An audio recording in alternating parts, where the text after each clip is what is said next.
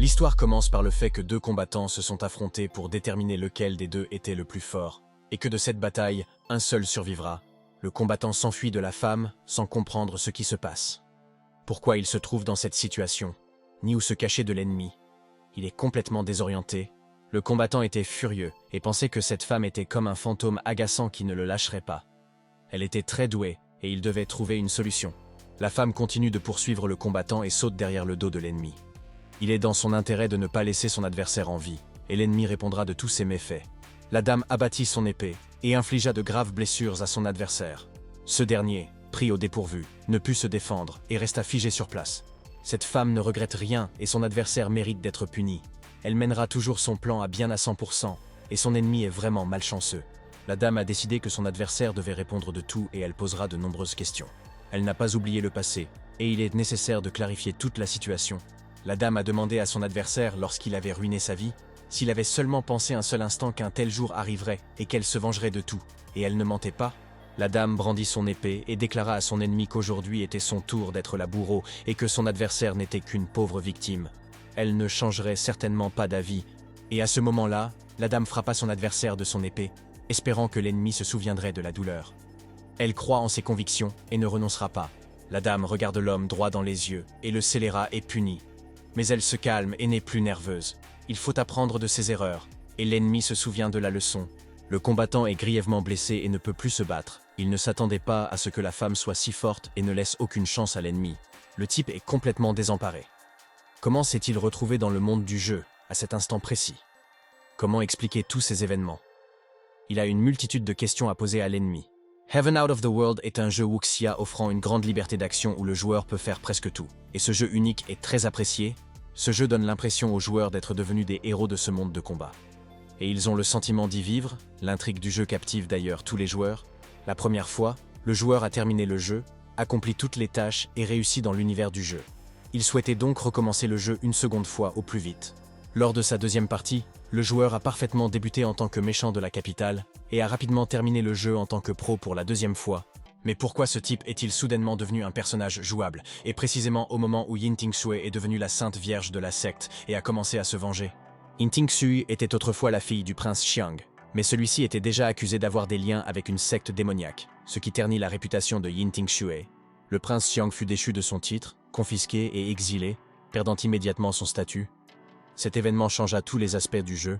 Yin Tingsui a franchi légalement le cap de l'immortalité, le point de cultivation, et la fille du prince Xiang n'était pas coupable de la plupart des péchés de son père. C'est un fait, un transfert étrange, une mort absurde, et le joueur se retrouve plongé dans un monde fascinant pour mourir dès le début.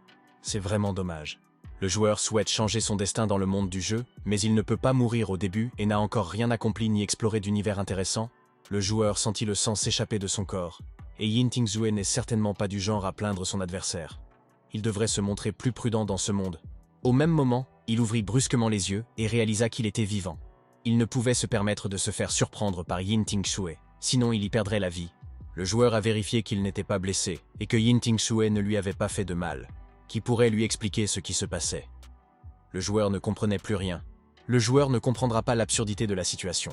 D'autant plus que c'est le même personnage qu'il a créé dans l'éditeur et qu'il ne se souvient pas comment il s'est retrouvé dans le monde du jeu.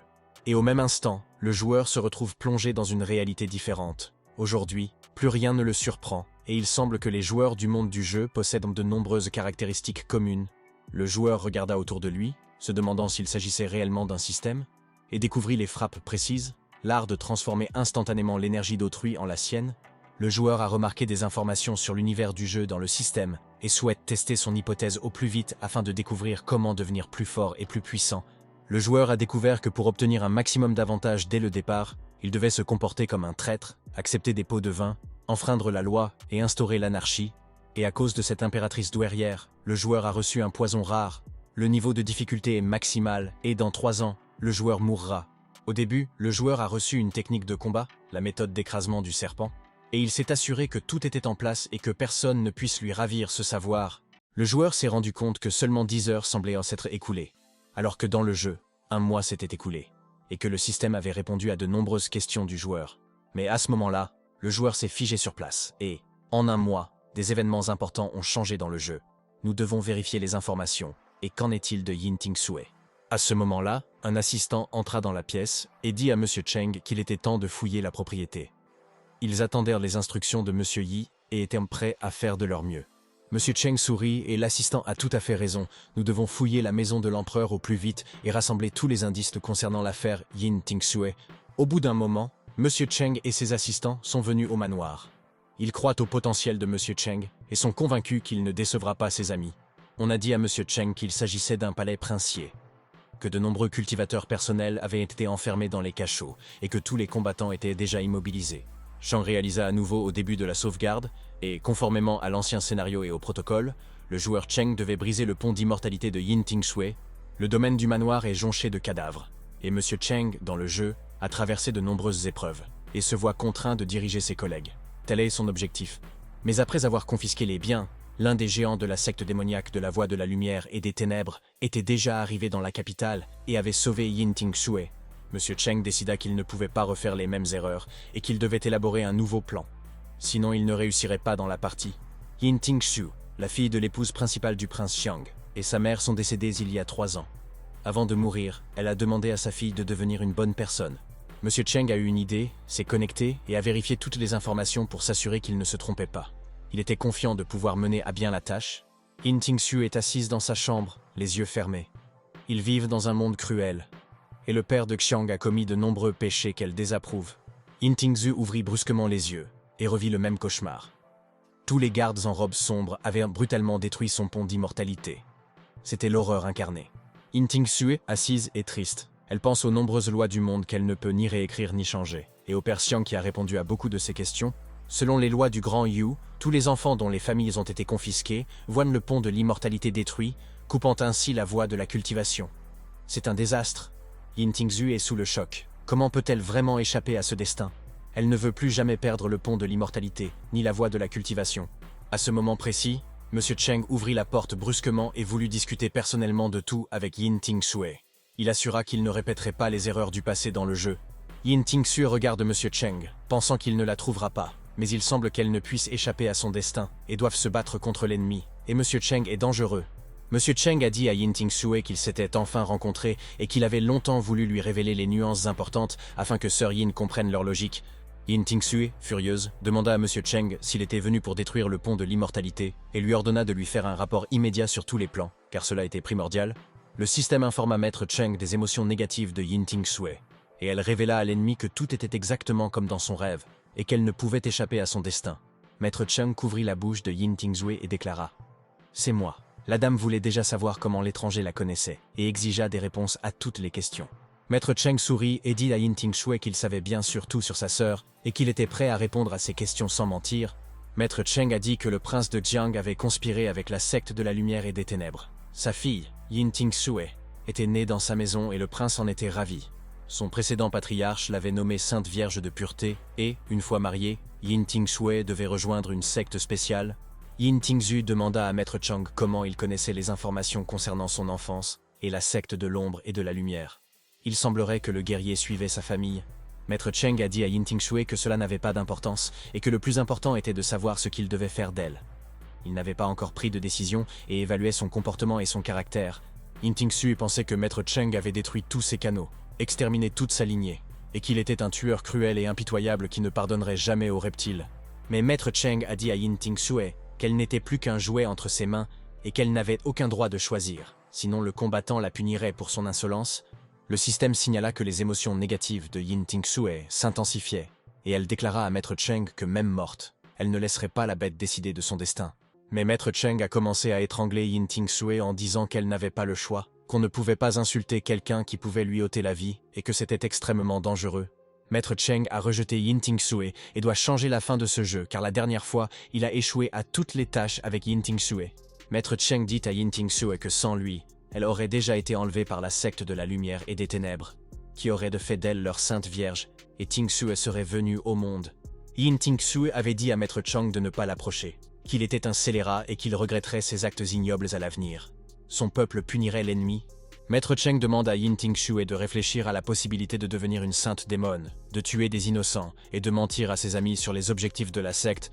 Yin Tingsue dit à Maître Cheng que c'était toujours mieux que de vivre humilié, de subir la honte et de ravaler sa rancœur, et qu'elle était lasse du monde.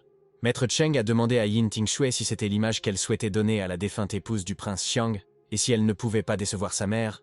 Yin Tingshui fut surprise par les paroles de Maître Cheng et lui demanda comment il savait tout. Il évoqua des événements de sa vie que seule sa famille connaissait. Yin Tingshui était assise près de sa mère mourante. Celle-ci lui demandait d'être bonne et douce, et lui assurait que tout irait bien dans sa vie. Maître Cheng a dit à Yin Tingshui qu'il en savait plus sur elle qu'elle ne le pensait, qu'elle n'avait pas le choix, et que son titre de Sainte Vierge pourrait coûter la vie à ses amis. Yin Tingshui réalisa qu'elle n'avait vraiment pas le choix, et que Maître Cheng avait raison sur toute la ligne, à 100%, et que son titre de sainte aurait des répercussions sur tous ses amis. Yin Tingshui accepta tout et déclara à Maître Cheng qu'elle était désormais sa dame, et il la convainquit qu'elle ne devait plus devenir la Sainte Vierge de la secte. Maître Cheng est heureux, et Yin Tingshui a pris la bonne décision. Sinon, il n'aurait pas pu changer le destin. Dans ce jeu, il fera preuve d'une maîtrise exceptionnelle. Maître Cheng savait que Yin Tingshui était une femme intelligente et qu'elle comprendrait la situation. La vengeance n'avait pas sa place dans son cœur pur, et elle pensait avant tout à protéger tous ses amis. Yin Tingshui ferma les yeux et pensa que Maître Cheng ne la laisserait pas partir tant qu'elle n'aurait pas accompli toutes ses tâches et qu'il n'y aurait plus de garde dans le manoir pour la protéger. Yin Tingshui, perplexe, demanda à Maître Cheng s'il ne souhaitait pas passer une nuit de noces aux chandelles avec elle. Mais il lui demanda pourquoi elle ferait cela. Maître Cheng a demandé à Yin Tingshui si elle pensait que l'agent Cheng avait un problème avec les femmes et qu'il n'était pas pressé de la molester et qu'il n'était pas intéressé. Maître Cheng pensait que ce n'était qu'une question de temps avant que Yin Tingshui ne soit dévoré. Il était donc plus important de la briser mentalement, et il n'était pas un homme ordinaire, mais un génie. Yin Tingshui a déclaré à Maître Cheng qu'elle était désormais sa dame et qu'il pouvait lui donner tous ses ordres. La fille était prête à répondre des péchés de son père, le prince Xiang. Maître Cheng a demandé à Yin Tingshui ce qui allait se passer ensuite, et si elle continuerait à l'appeler par son prénom. Il lui a conseillé de le corriger et de l'appeler plutôt Monsieur Cheng. Yin Tingshui a appelé le combattant Monsieur Cheng et elle est piégée. Il est nettement plus fort qu'elle et elle ne pourra ni vaincre l'ennemi ni s'échapper. Le système informa Maître Cheng que, face à l'ennemi, le cœur du boss vacillait, mais que le gain de cultivation était assuré et qu'il était vraiment impressionnant. Maître Cheng pensait que 20 ans d'énergie véritable suffisaient pour apprendre la méthode martiale d'écrasement du serpent. Et il avait confiance en lui.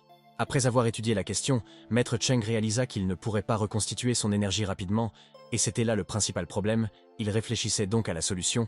Maître Cheng décida qu'il valait mieux maîtriser d'abord la technique et absorber toute l'énergie, tandis que Yin Tingshui demanda à Monsieur Cheng ce qu'il comptait faire. Maître Cheng a ordonné à Yin Tingshui de lui remettre rapidement la grande technique d'absorption stellaire.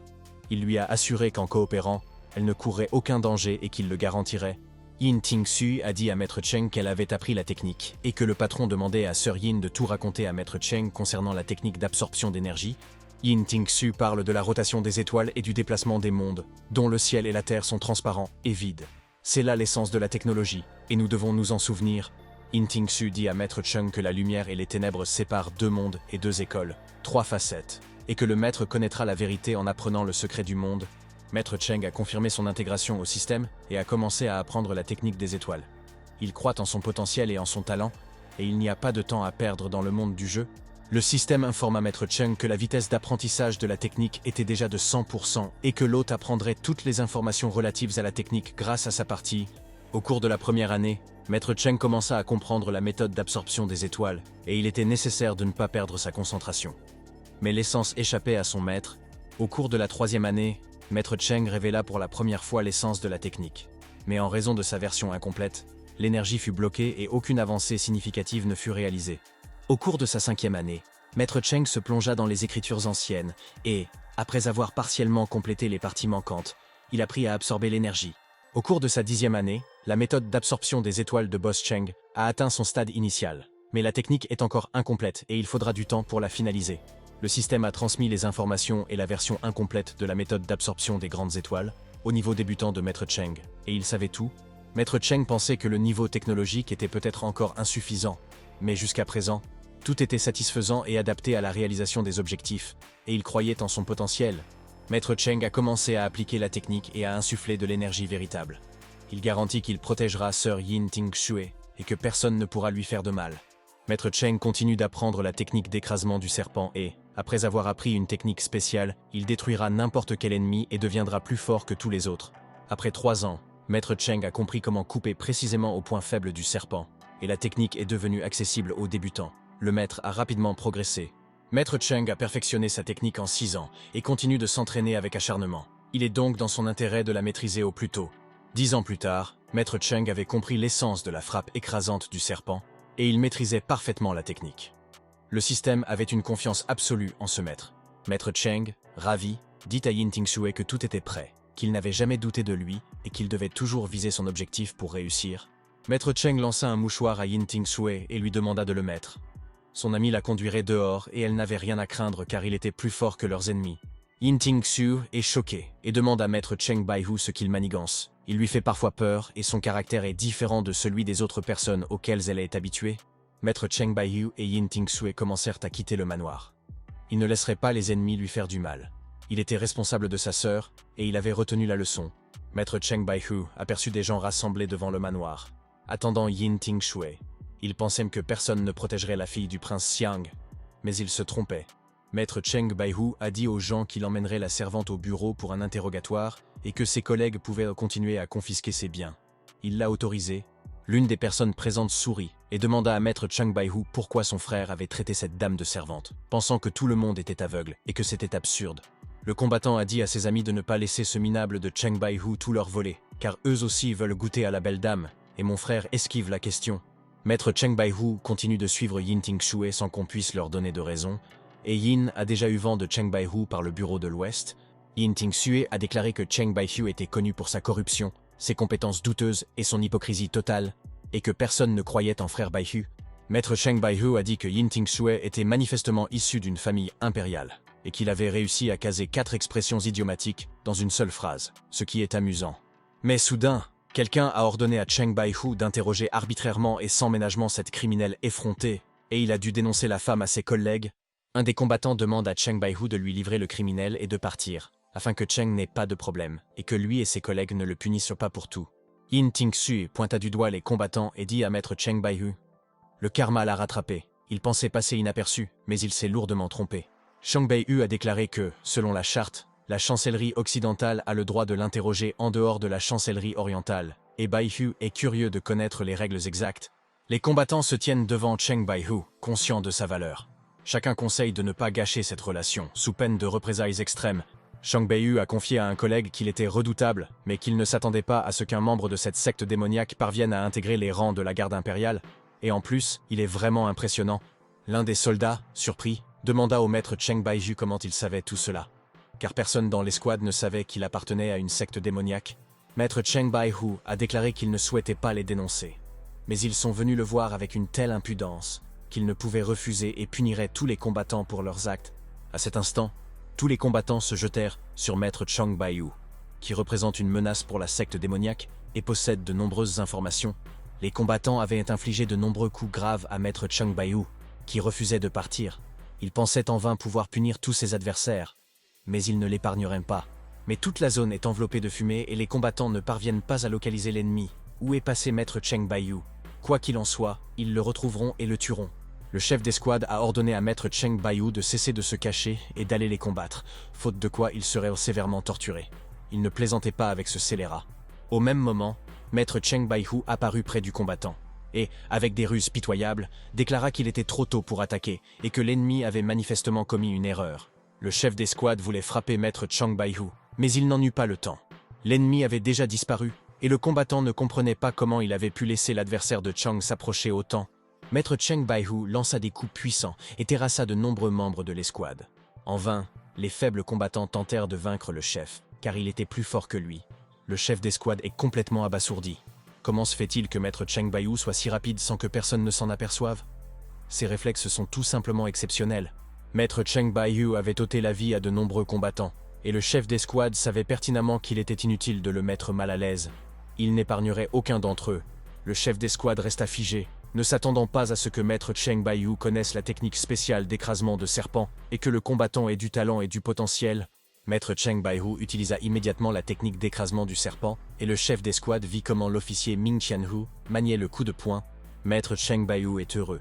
L'énergie elle-même est tombée entre ses mains et il l'acceptera avec joie. Quant au combattant, pensait-il vraiment pouvoir le vaincre? Maître Cheng Baihu a commencé à absorber l'énergie de son adversaire, et cette technique lui permettra de devenir encore plus fort. Les membres de son équipe acquièrent ainsi une force considérable.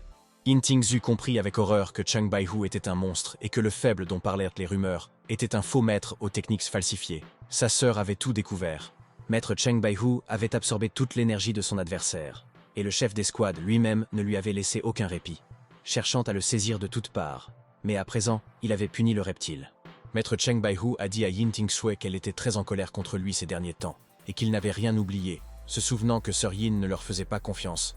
Maître Cheng Baihu a attrapé Yin Tingzhu par le col et a dû lui expliquer toute la situation. Elle pensait encore qu'il jouait avec elle, mais c'était absurde.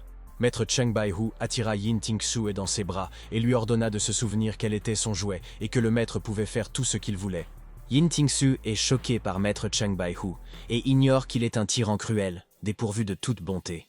Elle se demande ce qui a tant changé chez le combattant Cheng. Yin Tingzhu demanda à Maître Cheng Baihu pourquoi il la maltraitait ainsi, puisqu'elle ne lui avait rien fait. Yin était prête à s'expliquer. Après ces événements, la dame se rendit au manoir du prince de Xiang et voulut obtenir toutes les informations. Mais remarqua les taches de sang au sol et décida de vérifier. La femme réalisa que 3 combattants avaient été tués d'un seul coup avec une précision fulgurante et une rapidité incroyable, et que cette technique était similaire à sa méthode pour écraser les serpents, c'est Cheng. La dame se demandait si Cheng Baihu n'avait pas volé une technique martiale 1 mois auparavant, et comment il avait pu la maîtriser si rapidement. C'est intéressant à savoir. La dame réalisa que quelque chose clochait et qu'elle devait vérifier les données concernant Baihu et les emporter avec elle pour intercepter les survivants de la secte démoniaque. Au bout d'un moment, la dame est rentrée chez elle et a parlé à sa sœur de Cheng Baihu. Elle voulait tout savoir sur le maître et comment il avait maîtrisé ses techniques.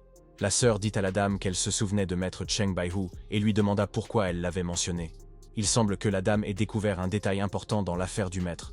La dame demande à sa sœur de prendre des nouvelles de Cheng Baihu. Il est clair que quelque chose ne va pas chez lui et il ne faut surtout pas sous-estimer le maître, car il est extrêmement dangereux pour tous les ennemis. La sœur confia à Ninger que c'était la première fois qu'un homme s'intéressait à elle, et que, grâce à maître Cheng Baihu, elle avait enfin trouvé la paix. La sœur a demandé à Ninger si maître Cheng Baihu lui manquait et si elle pouvait tout lui dire, sa sœur étant disposée à écouter ses pensées. Ninger traitait sa sœur de frivole et disait que maître Cheng Baihu était certes beau, mais que ce n'était qu'une apparence superficielle, sans substance. Et elle comprenait tout. Ninger insiste auprès de sa sœur pour qu'elle ne néglige pas cette affaire concernant maître Cheng Baihu. Elle est convaincue qu'elle retournera sur place pour résoudre tous les problèmes. Sa sœur, pensant que Cheng Baihu venait du monde de Jianggu et que le sujet du jour était le charisme des hommes, décida de s'habiller convenablement et d'aller voir Cheng. À cette heure de la nuit, maître Cheng Baihu rentrait chez lui et il apprenait toutes les techniques uniques grâce à l'entraînement et perfectionnait ses compétences importantes. Maître Cheng Baihu prend un bain et réfléchit à la manière de modifier l'issue des jeux. Auparavant, il jouait souvent en mode aventure chez lui. Avant de partir, Cheng Baihu a découvert cette technique sur Song Shengbao. Il semblerait qu'il s'agisse également d'un artefact de la secte démoniaque. Combien de secrets cette secte recèle-t-elle? Maître Cheng Baihu réfléchissait à l'opportunité de concentrer toute son énergie Qi dans cette technique lorsque le vent souffla dans la salle de bain, et Cheng Baihu perçut immédiatement la présence d'un étranger. Maître Cheng Baihu, sur ses gardes, demanda qui était là. Le combattant ne se laissera surprendre par personne et quiconque l'attaquera sera tué. Maître Cheng Baihu sortit du bain et se précipita dehors, bien décidé à attraper le vaurien qui avait troublé sa tranquillité et à lui donner une leçon de bonne manière. Maître Cheng Baihu sortit et demanda qui se cachait là. Il leur ordonna de se présenter à lui, sinon le scélérat aurait des ennuis et ne laisserait pas l'ennemi repartir. Maître Cheng Baihu entendit des pas et se retourna pour voir qui s'approchait. Personne ne venait le voir la nuit, et il allait tout découvrir. La dame alla trouver maître Cheng Baihu et lui dit « C'est moi, monsieur, et je vous assure que vous n'avez rien à craindre. Je vous assure qu'elle n'est pas mon ennemie, qu'elle ne me fera aucun mal, et je vous prie de ne pas la frapper. » La dame a dit à monsieur Cheng Baihu qu'il lui semblait l'avoir vu dans un bordel et qu'il venait souvent rendre visite aux femmes. Beaucoup de femmes de la ville le connaissaient. La dame a dit à monsieur Cheng Baihu qu'il était aussi l'un de ses frères et mécènes, et qu'elle n'oubliait pas les bons moments passés ensemble. La dame demande à monsieur Cheng Baihu d'entrer dans la pièce afin de discuter de tous les détails et de trouver un compromis dans cette affaire. Elle fera une agréable surprise à frère Cheng. Maître Cheng Baihu a demandé à la dame si elle voulait vraiment entrer avec lui. Il n'a pas garanti sa protection, et tout le monde sait qu'il est très dangereux et le craint. La dame prit le maître Cheng Baihu par la main et souhaitait passer au moins une nuit avec son frère. Elle était prête à payer un supplément pour cela et ferait tout pour le rendre heureux dans le jeu. Et dès que maître Cheng Baihu s'approcha de Ming Ming, elle le serra immédiatement dans ses bras et ne le lâcha pas avant qu'ils n'aient joué et que leur frère ne le lui ait promis une dernière fois. Maître Cheng Baihu a dit à Ming Ming que si elle faisait sa demande ainsi, il ne la refuserait pas et qu'il voulait qu'elle ne se plaigne pas de son frère si quelque chose tournait mal. Ming Ming dit à Monsieur Cheng Baiyu qu'il était impatient et qu'il n'avait pas besoin de se presser, que toute la nuit était encore devant eux et qu'il ne fallait pas que Monsieur se fatigue. Ming Ming prit subrepticement un couteau et voulut blesser Maître Cheng Baiyu. Il lui dit « La nuit est longue et bien des choses peuvent arriver ». Ming Ming a dit que Monsieur Cheng Baiyu n'avait pas besoin d'être aussi impoli, que c'était la personne la plus gentille qu'elle connaissait et qu'il était très calme. Mais Maître Cheng Baiyu saisit la main de Ming Ming et lui demanda pardon. Mais pour avoir tenté de le séduire, elle devait payer. Et il assumerait lui-même la punition. Au même moment, Maître Cheng Baiyu commença à absorber l'énergie de Ming Ming. Il ne fallait pas sous-estimer l'adversaire, et Maître était prêt à parer à l'attaque ennemie. Le système a signalé que Wu Ming Ming avait accumulé la véritable énergie de quelqu'un d'autre, ce qui équivaut à 10 ans de cultivation pour une personne ordinaire. Maître Cheng Baiyu se souvient de Ming Ming et de sa technique d'épée souple. Ne devrait-elle pas se trouver au pavillon des 100 fleurs, sous les traits d'une chanteuse? Maître Cheng Baiyu se demandait si, en emmenant Ting Sui, l'effet papillon s'était déclenché, changeant le cours des choses et le rendant incontrôlable. Ming Ming supplie Maître Cheng Baiyu de l'épargner. Elle ne veut pas le blesser, mais Cheng lui demande qui l'a envoyé et lui ordonne de ne pas mentir. Ming Ming, venue seule, découvrit que Cheng Baiyu avait emmené une belle servante de la résidence princière, mais elle-ci était introduite par effraction la nuit. Maître Cheng Baiyu a dit à Ming Ming qu'il avait le droit de la tuer sans être puni, qu'elle avait enfreint la loi et qu'il ne l'épargnerait pas. Sa sœur, elle, a été tuée. Ming Ming, incapable de se défendre, implore grâce. Si Cheng Baiyu ne la repousse pas, elle est prête à devenir son épouse sans se marier. Maître Cheng Baiyu demanda à Ming Ming si elle voulait le piéger par sa beauté, mais elle ne tint pas compte du fait qu'elle ne l'intéressait pas et qu'elle était totalement dégoûtée par lui. Maître Cheng Baiyu a dit que Ming Ming vend de la beauté à chaque tournant et pense vraiment que c'est un problème de l'obtenir, et c'est étrange. Maître Cheng Baiyu est surpris. Il a insulté Ming Ming à plusieurs reprises, et sa colère est à son comble. Elle veut le tuer, ce qui arrangerait bien le combattant. Ming Ming demanda à Maître Cheng Baiyu ce qu'il attendait d'elle et lui conseilla de dire la vérité. Elle sentit qu'il tramait quelque chose et découvrit ses intentions. Maître Cheng Baiyu a ordonné à Ming Ming de partir, sans se soucier de son origine, et lui a dit de rester en dehors de sa vie, sous peine de représailles. Ming Ming demanda à Maître Cheng Baiyu pourquoi il la rejetait, puis quelqu'un appela Cheng Baiyu et voulut discuter de quelque chose à l'extérieur avec son frère. Maître Cheng Baiyu a reconnu la voix qui l'appelait et est sorti pour découvrir pourquoi Mademoiselle Ming Qianyu était venue chez lui en pleine nuit. Ce fut un choc. Maître Cheng Baiyu demanda à Ming Qianyu pourquoi elle était venue le voir, et elle lui demanda si le frère de Cheng Baiyu avait vu la chanteuse de la tour aux 100 fleurs. Maître Cheng Baiyu rassure Ming Qianyu. La chanteuse va bien, pointant du doigt. Il confirme que la voici et que Ming Ming n'est pas blessée. Maître Cheng Baiyu, voyant la colère de Ming Qianyu, lui dit que Ming Qianyu lui avait demandé de la calmer, mais qu'il avait refusé, et qu'il n'avait pas le droit de mentir à sa sœur. Ming Qianyu dégaina son épée, et dit à Cheng Baiyu que s'il lui faisait du mal, il recevrait, conformément à la loi, 40 coups et serait démis de ses fonctions. Ming Qianyu fait tournoyer son épée entre ses mains. Maître Cheng Baiyu affirme qu'il ne ment pas, et qu'il n'a rien fait à Ming Ming. Pourquoi sa sœur ne croit-elle pas son ami? Ming Qianyu a planté son épée dans le sol et souhaite punir Maître Cheng Baiyu, mais elle a des choses plus importantes à faire et reportera sa vengeance pour sœur Ming Ming. Ming Qianyu a dit à Maître Cheng Baiyu qu'elle s'occuperait elle-même de l'affaire, mais qu'elle avait pour l'instant des tâches à lui confier et espérait que son frère ne refuserait pas à sa sœur. Ming Qianyu déclara que le prince Xiang avait conspiré avec la secte démoniaque et que le chef de cette dernière avait déjà été capturé, mais que les autres étaient encore là et qu'il fallait tous les anéantir. Maître Cheng Baiyu a découvert l'existence des derniers membres de la secte démoniaque, et, bien qu'il soit impardonnable, Sœur Qianyu a pris la bonne décision en engageant le combat. Cheng Baiyu se souvient, au paradis, du premier donjon, de la purification du mal et de l'exorcisme des démons dans le temple, puis a accompli sa mission sans aucun problème. Cheng Baiyu se souvient que la montagne Yinjian et la secte de la pureté ont fondé ensemble un temple pour chasser les démons de la capitale du Grand Yu. Et ce sont là des faits avérés. Cheng Baiyu comprit que s'il s'y prenait à temps, cela commencerait immédiatement. Les gens étaient rassemblés près du temple, attendant des événements importants, et c'était là une intrigue. On lui demanda ce qui n'allait pas chez la chef de Zhou, et elle se rendit directement au salon de thé. On réalisa alors qu'elle semblait apprécier le thé, mais que cela ne se comparait en rien au thé millénaire. Zhou Yitang était assis dans un salon de thé à ce moment-là, et tous les gens demandaient à leurs collègues s'ils avaient remarqué que Shibo s'était immédiatement précipité vers le sommet de la montagne après son arrivée dans la capitale. On se demande si un cultivateur de génie au destin exceptionnel est déjà apparu, et on souhaite découvrir son identité au plus vite. Le protecteur supérieur de la secte de la lumière et de l'obscurité a demandé à frère Zhongming ce qui l'amenait là. Il était heureux de les accueillir, mais souhaitait en connaître la raison. Shang Beiyu a dit au sage Li qu'il avait spécialement amené les frères pour l'accompagner à son départ, et qu'avant cela, il leur avait donné de l'argent en leur promettant de protéger le frère Li. Sage Li, surpris, demanda à Chang Baihu s'il n'avait pas amené trop de monde pour protéger un ami et ce que les autres penseraient en les voyant tous. Maître Chang Baihu a dit au sage Li que la chancellerie orientale n'était plus calme et qu'il voulait arrêter frère Li, mais qu'il devait les protéger. Maître Chang Baihu dit à frère Li, si la chancellerie occidentale s'en occupe, comment la chancellerie orientale oserait-elle intervenir? Et l'ami, lui, s'en moque. Frère Li a remercié Chang Baihu pour l'avertissement, mais a ajouté qu'ils savaient eux-mêmes que la chancellerie orientale était instable et qu'on ne pouvait plus lui faire confiance. Maître Chang Baihu a dit à frère Li que, maintenant qu'il a commencé, il aurait déjà dû escorter le Bouddha vers l'ouest et qu'il était certain qu'il protégerait son frère de tous à 100%. Maître Chang Baihu Zhongming continue de veiller sur frère Li, qui entreprend un long voyage. Il ne faut surtout pas laisser ses ennemis nuire à frère Li. Frère Li a dit que son cher frère Chang Baihu Zhongming était venu en personne pour les saluer au revoir et qu'il était honoré. Quel honneur pour lui. Maître Chang Baihu a demandé à frère Li s'il ne l'inviterait pas à prendre le thé. Après tout, Maître Zhongming avait fait un long voyage pour les saluer. Frère Li a dit à Chang Baihu qu'il avait failli oublier et qu'il servirait bien sûr le thé à Maître Zhongming, se sentant tenu de bien recevoir son hôte en ville. Mais à ce même instant, Maître Chang Baihu saisit brusquement la main de frère Li et lui demanda de ne pas se précipiter pour servir le thé. Il allait tout expliquer à son frère. Maître Chang Baihu a dit à frère Li que, puisqu'il était venu lui dire au revoir, il n'avait aucun droit d'exiger quoi que ce soit, et qu'il devait respecter les traditions de ses amis.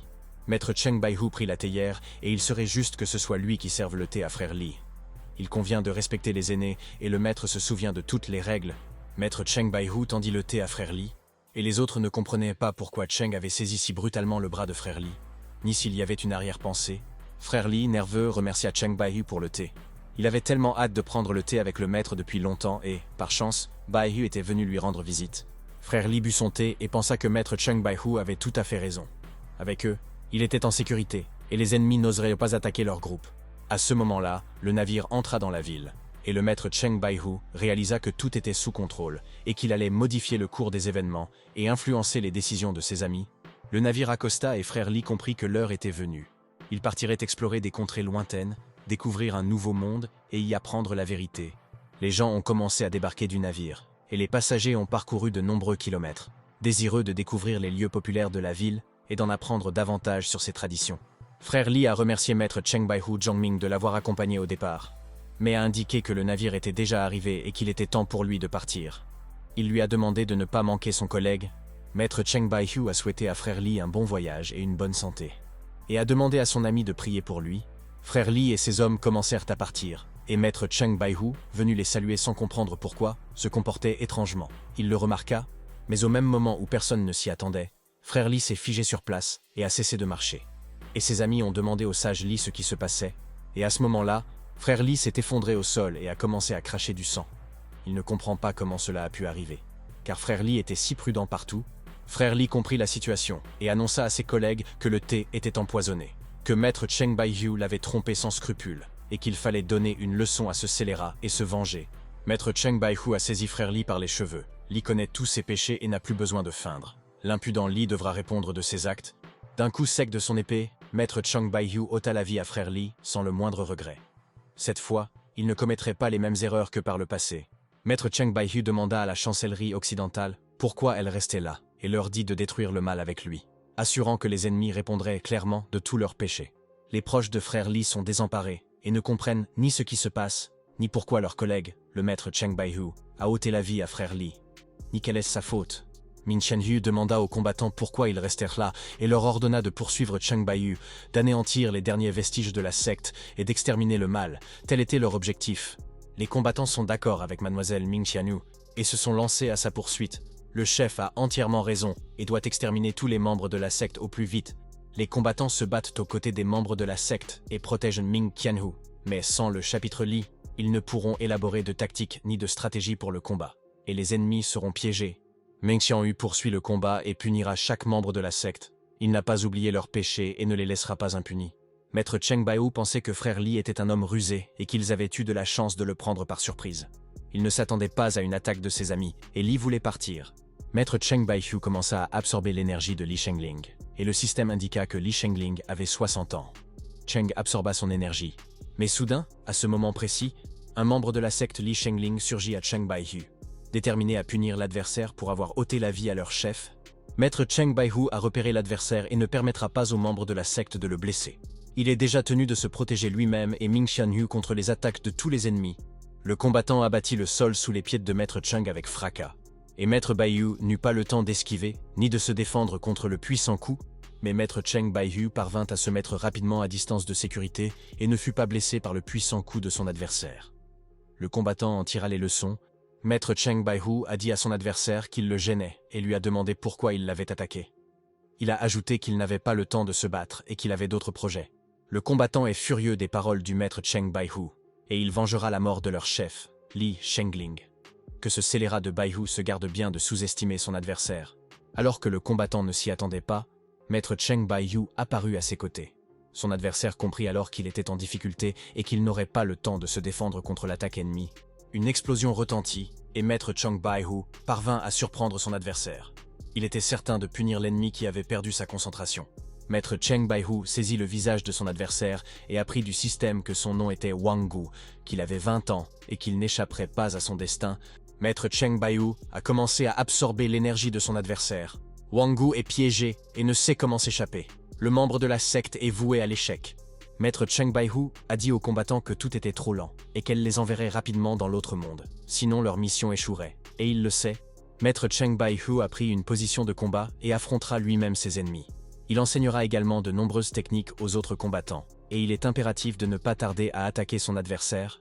Maître Cheng Baihu commença à appliquer la technique et le combattant détruisit de nombreux ennemis. Personne ne comprenait ce qui se passait.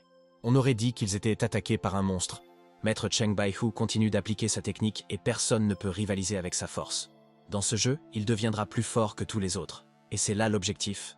Ming Xianyu fut complètement abasourdi et réalisa que Maître Cheng Baihu était puissant, qu'il avait vaincu sans pitié les membres de la secte et qu'il était un véritable guerrier et un héros. Le système informa Maître Cheng Baihu que le corps du chef avait accumulé 210 ans d'énergie ki véritable et que Ming Xianyu avait sous-estimé le maître. Maître Cheng Baihu réalisa qu'il y avait une trop grande quantité d'énergie QI et qu'il n'aurait certainement pas le temps de l'absorber entièrement. Il devait donc agir et régler le problème. Maître Cheng Baihu décida que s'il ne se reposait pas rapidement, ses méridiens ne tiendraient plus et son corps serait en danger. Il était donc inutile de prendre des risques. Ming Xianyu demanda à Maître Cheng Baihu si tout allait bien, et le guerrier lui répondit que oui, qu'ils devaient en poursuivre leur chemin et que c'était le plus important. Après le massacre, Ming Xianyu et le Maître Cheng Baihu avaient déjà quitté le territoire ennemi. Tous les membres de la secte avaient été anéantis et la mission avait été accomplie avec succès. Ming Xianyu et Maître Cheng Baihu montent le même cheval. Elle demande à son ami de la tenir fermement pour ne pas tomber et pour protéger son maître. Maître Cheng Baihu remercia Ming Xianyu et lui rendit le livre sur la méthode d'écrasement des serpents. Elle lui demanda alors pourquoi il le lui avait rendu. Maître Cheng Baihu décida qu'il était de son devoir de révéler ses sentiments à Ming Xianyu et qu'il ne pouvait cacher des choses importantes. Elle devait donc écouter son maître. Maître Cheng Baihu prit alors Ming Xianyu dans ses bras et lui demanda si elle savait que son subordonné avait autrefois éprouvé des sentiments particuliers pour elle et qu'il ne lui avait pas menti. Ming Xianyu commença à s'énerver contre les paroles du maître Cheng Baihu et le système l'informa que son niveau d'émotion négative avait atteint 92. Ming Xianyu crie sur maître Cheng Baihu et ordonne au reptile de retirer ses mains. Le système indique alors que Baihu a reçu 70 ans d'énergie provenant du ki d'autrui. Le système a informé Maître Cheng Baihu qu'il avait déjà reçu 5 ans de compensation pour toutes les émotions négatives de Ming Xianyu Ning Er et qu'il était satisfait, tout se déroulant comme prévu. Au café, on parle du jeune commandant et de son style de combat à l'épée, tranchant et précis, comme s'il le perfectionnait depuis au moins 20 ans. L'assistante a dit à Zhu Yitang que toutes les sœurs, aînées et cadettes, parlèrent du combattant. Mais elle a ajouté que c'était la voix de l'assassin et que les deux étaient différentes. Zhu Yitang a déclaré qu'ils étaient originaires de Yinjianshan, qu'ils étaient clairement incompatibles avec ce combattant, qu'ils ne s'étaient pas vus depuis de nombreuses années et que ce dernier était devenu plus maigre et plus svelte. À ce moment-là, on entendit Ming Xianyu crier et ordonner à ce vaurien de Cheng Baihu de descendre de cheval. Elle était lasse de supporter toutes ces pitreries. Maître Cheng Baihu a remercié Ming Xianyu de l'avoir raccompagné chez lui. Ils ont accompli leur tâche sans faute et il était satisfait des progrès réalisés. Maître Cheng Baihu salua Ming Xianyu d'un geste de la main, espérant les revoir bientôt. Il se dit heureux de pouvoir les aider dans n'importe quelle tâche et attend avec impatience leur visite. Ming Xianyu est furieuse et elle n'oubliera jamais cette humiliation. Pourquoi l'a-t-il enlacée avec une telle impudence? À quoi pensait Maître Cheng Baihu? Cet individu insolent l'exaspère. Maître Chung Bai-hu est rentré chez lui et continue à perfectionner ses compétences. Le système indique que son énergie Qi véritable restante a 87 ans. Maître Chung Bai-hu apprend de nouvelles techniques et sait que, dans ce jeu, il est crucial de devenir plus fort que les autres combattants, faute de quoi son autorité s'effondrera et il perdra tout. Outre la technique du yin-yang, Maître Chung Bai-hu ne possède pour l'instant que 3 autres techniques. Et il ne doit pas oublier de les perfectionner. Maître Chung Bai-hu décida que si 3 techniques étaient maîtrisées, une seule technique défensive suffirait à un combattant de faible niveau d'invincibilité. Maître Chung Bai-hu a redirigé l'énergie Qi et Ming Qianhu l'a aidé à rassembler l'énergie des corps ennemis. Merci à tous les membres de la secte. Maître Chung Bai-hu est assis près d'un arbre et cultive son énergie Qi. Il apprendra de nouvelles techniques et comment les utiliser au combat. Le système indiquait au maître Chung Bai-hu qu'il infusait l'énergie Qi avec difficulté et que chaque caractère et chaque phrase de la technique traversait les méridiens. Le système indique que maître Chung Bai-hu suit la technique de l'aigle déchu pour aller droit au but, ce qui correspond parfaitement à sa méthode du serpent. Le système a indiqué qu'il avait fallu 23 ans pour y parvenir, grâce à leur méthode d'écrasement de serpent. Et maître Chung Bai-hu s'entraîne sans relâche. La connaissance de la technique de la chute de l'aigle progressa 2 fois plus vite et avait déjà atteint le niveau débutant. Maître Chung Bai-hu abattit immédiatement l'arbre. Maître Chung Bai-hu n'a cessé de s'entraîner et ses expériences ont porté leurs fruits. Il a cherché à créer quelque chose de nouveau et a réussi sur tous les plans. À la 37e année, Bai-hu avait combiné la technique de l'aigle tombant et la méthode d'écrasement du serpent pour créer un art de l'épée incroyable et nouveau. Maître Chung Bai-hu a décrit un nouvel art martial et a nommé cette technique l'âme fendant la mer. Le système a été salué par Maître Bai-hu. Le système a transmis les informations et Maître Chung Bai-hu a amélioré les techniques de chute de l'aigle et d'écrasement du serpent, perfectionnant ainsi considérablement ses compétences. Maître Chung Bai-hu soupira et termina enfin son entraînement. Il ne se découragea pas et perfectionna la technique de la chute de l'aigle et la méthode du serpent. C'est vraiment impressionnant. Yin Tingzhu suit discrètement l'entraînement et la progression de son maître, Chung Bai-hu, et apprend comment ce dernier ne se décourage pas et améliore toutes ses compétences. Mais Yin Tingzhu a accidentellement laissé tomber un objet près de la fenêtre, ce qui posait problème. Et elle ne voulait pas déranger Maître Chung Bai-hu pendant son entraînement. Yin Tingzhu est cachée derrière le mur, très nerveuse. Maître Chung Bai-hu semble l'avoir remarqué. Il faut partir vite, sinon le patron va tout découvrir. Maître Chung Bai-hu a dit à Yin Tingzhu que l'écoute aux portes était une mauvaise habitude, et, après avoir entendu la conversation avec le garde, Yin a compris que le chef avait tendance à écouter aux portes. Yin Tingzhu, intriguée, décida de découvrir la vérité. Mais le maître Chung Bai-hu l'a surpris. Désemparée, elle se retrouva en mauvaise posture. Maître Chung Bai-hu a demandé à Yin Tingzhu d'apporter de l'eau, l'informant que le chef la punirait et qu'elle avait interrompu son entraînement. Au bout de quelques minutes, Yin Tingzhu commença à laver les pieds de Maître Chung Bai-hu. Elle n'avait pas d'autre choix et c'était de sa faute si elle se trouvait là, près de la fenêtre. Maître Chung Bai-hu a découvert que Yin Tingzhu écoutait à la porte et il s'agit d'une punition pour que son ami se souvienne de ne pas suivre le maître. Yin Tingzhu, furieuse, a demandé à Maître Chung Bai-hu pourquoi il l'humiliait ainsi. Elle ne méritait pas un tel traitement et il ne la respectait pas. Maître Chung Bai-hu demanda à Yin Tingzhu si elle n'aimait pas se laver les pieds. Mais elle ne dit rien d'autre et pensa à autre chose. À ce moment-là, Maître Chung Bai-hu attira brusquement Yin Tingzhu contre lui et lui ordonna de dormir avec lui, espérant que cette punition lui conviendrait. Yin Tingzhu a croisé Maître Chung Bai-hu et ne comprend pas pourquoi il l'a tiré si brutalement. Elle est persuadée qu'il est un gentleman et qu'il ne lui ferait pas de mal. Maître Chung Bai-hu demande à Yin Tingzhu de rester immobile et auprès de lui, et il demeure calme tandis que la sœur de Yin Tingzhu et son aura transforment toute l'atmosphère. Yin Tingzhu se demandait si Maître Chung Bai-hu s'intéressait vraiment au garçon et à ce qu'il faisait. Elle était confuse et se demandait si on lui avait menti. À ce moment-là, le chef du département Est, Xueyu, était assis là, occupé à traiter de nombreux dossiers et à entendre beaucoup de rumeurs de la part des habitants de la ville. Xueyu comprit que ce Longjing turquoise méritait amplement sa réputation, et l'assistant informa le chef qu'aucun membre de la secte n'était monté à bord du navire durant la journée. L'assistant a rapporté à son patron, Xueyu, que Chung Bai-hu avait soudainement craqué et qu'il avait ôté la vie à 16 personnes, sans laisser aucun survivant. Le patron Xueyu, tout en buvant du thé, demanda à son assistant si la secte n'avait pas donné son accord préalable à Chung Bai-hu et s'il pensait que tout était sous le contrôle de la sainte secte. Le patron de Xueyu a dit à son assistant que Chung Bai-hu était célèbre pour ses machinations et sa vénalité, et pourquoi ce scélérat était devenu intègre. L'assistant, après avoir écouté les paroles du patron Xueyu, a suggéré que Chung Bai-hu, mécontent du montant, s'était emparé de son épée et avait massacré tout le monde. Le chef Xueyu a entendu l'assistant et c'est tout à fait possible. Il ne peut pas laisser passer cette affaire et il faut donner une leçon à ce scélérat. L'ennemi le regrettera. Un assistant a demandé à son supérieur Xueyu S'il souhaitait déposer une plainte contre le maître Cheng Baihu, selon la rumeur, Cheng aurait emmené sans vergogne la servante du palais du prince Xiang. L'assistant a dit au patron que Cheng Baihu était un homme de Monsieur Ling, mais Xue Yu a dit que l'assistant avait apparemment oublié que le patron Yu était aussi un homme de Monsieur Ling. Xue Yu entrera au palais demain, son poste existe depuis 3 ans, et un certain Cheng Baihu veut en briser les fondements. Il tuera ce salaud sans problème. 2 jours plus tard, maître Cheng Baihu se rendit au bureau ouest et obtint toutes les informations nécessaires. Le patron ne le convoqua que pour les affaires importantes. Maître Cheng Baihu demanda au chef du bureau ouest la raison de sa convocation. Ce dernier chargea un collègue de s'y rendre afin de discuter ensemble de tous les détails.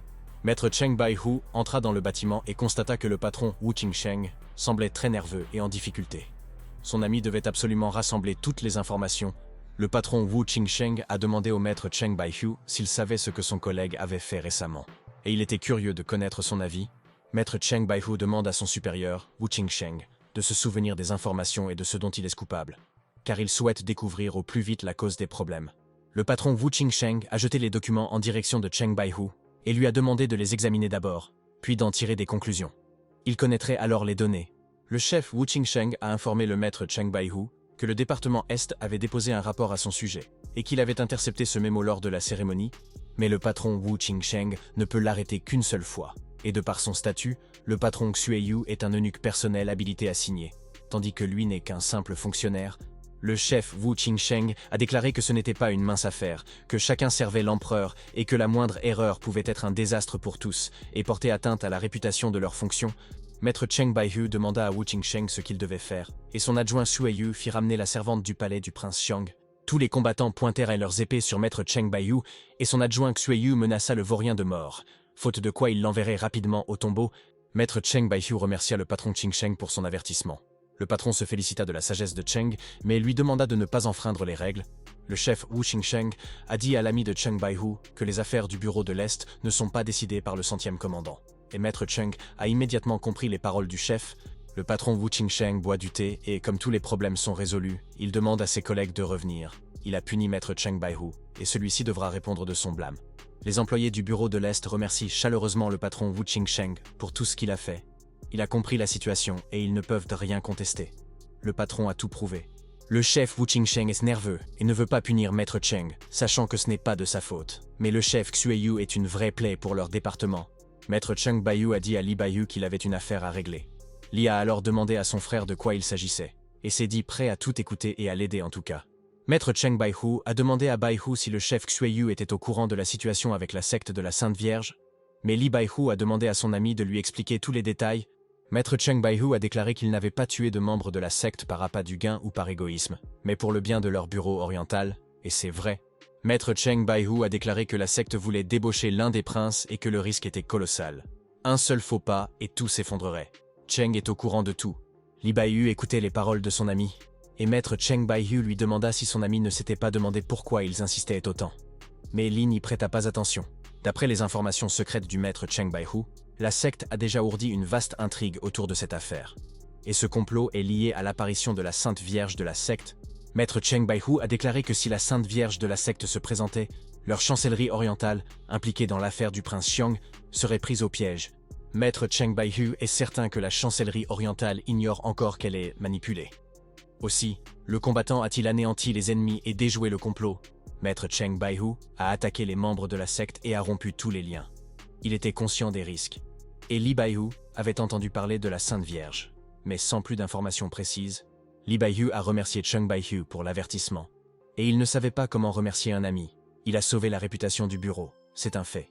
Maître Cheng Baihu se tient devant Li Baihu.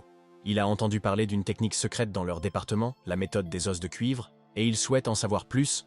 Li Baihu a informé Maître Cheng Baihu que cette technique avait été personnellement compilée par le chef Xue Yu, et qu'il était formellement interdit de la transmettre à quiconque, sous peine de punition. Maître Cheng Baihu dit à Li Baihu qu'il considérait cela comme un mérite et qu'un ami ne méritait-il pas au moins un peu d'informations de leur département? Li Baihu est furieux, et il se sent redevable envers Cheng Baihu. Il ne refusera en aucun cas sa demande, faute de quoi il cessera d'aider son ami dans cette affaire. Li Baihu prit les documents et dit à Maître Cheng Baihu que, dans son département, il savait comment récompenser les bonnes actions des amis, et que cet ami méritait cette technique. Maître Cheng Baihu écoute et remercie Li Baihu. Il a acquis une nouvelle technique, le département est nouveau, et c'est une bonne affaire pour les deux parties. Li Baiyu a dit au maître Cheng Baiyu que si c'était tout, il partirait et le remercierait d'avoir aidé leur département, car personne d'autre que le maître n'aurait traité l'affaire. Maître Cheng Baihu a dit à son ami Li Baihu: « À bientôt. La technique de l'os de cuivre ne fait pas mal, et je veux l'apprendre rapidement. » Le système informa maître Cheng Baihu de ces informations, et le maître maîtrisa cette technique, la méthode des os de cuivre, et y consacra 20 ans d'énergie qui, en 3 ans, le maître Cheng Baihu a endurci sa peau, renforcé ses muscles et ses os. Il s'agit d'une technique solide qui exige un entraînement rigoureux jour et nuit. En 6 ans, le maître Cheng Baihu a non seulement endurci la peau, renforcé tous les muscles et les os, mais il a également maîtrisé l'entraînement des organes et purifié le cerveau du combattant. La technique des os de cuivre du maître Cheng Baihu a atteint la perfection, et, même sans armure, son corps est aussi impénétrable qu'une armure de fer, même une épée ne pouvant le blesser. Maître Cheng Baihu a déjà atteint le niveau de base de la technique de la méthode des os de cuivre et il lui reste 40 ans d'énergie. Il semble que ce soit la limite de sa technique. Ming Qianhu doit rendre visite à sa sœur dans une demi-heure et il doit arriver avant elle. Il est certain de son plan. Une demi-heure plus tard, maître Cheng Baihu arriva au manoir de la famille Ming. Un ami souhaitait discuter de sujets importants avec Ming Ming et prendre de cours sœur Qianhu.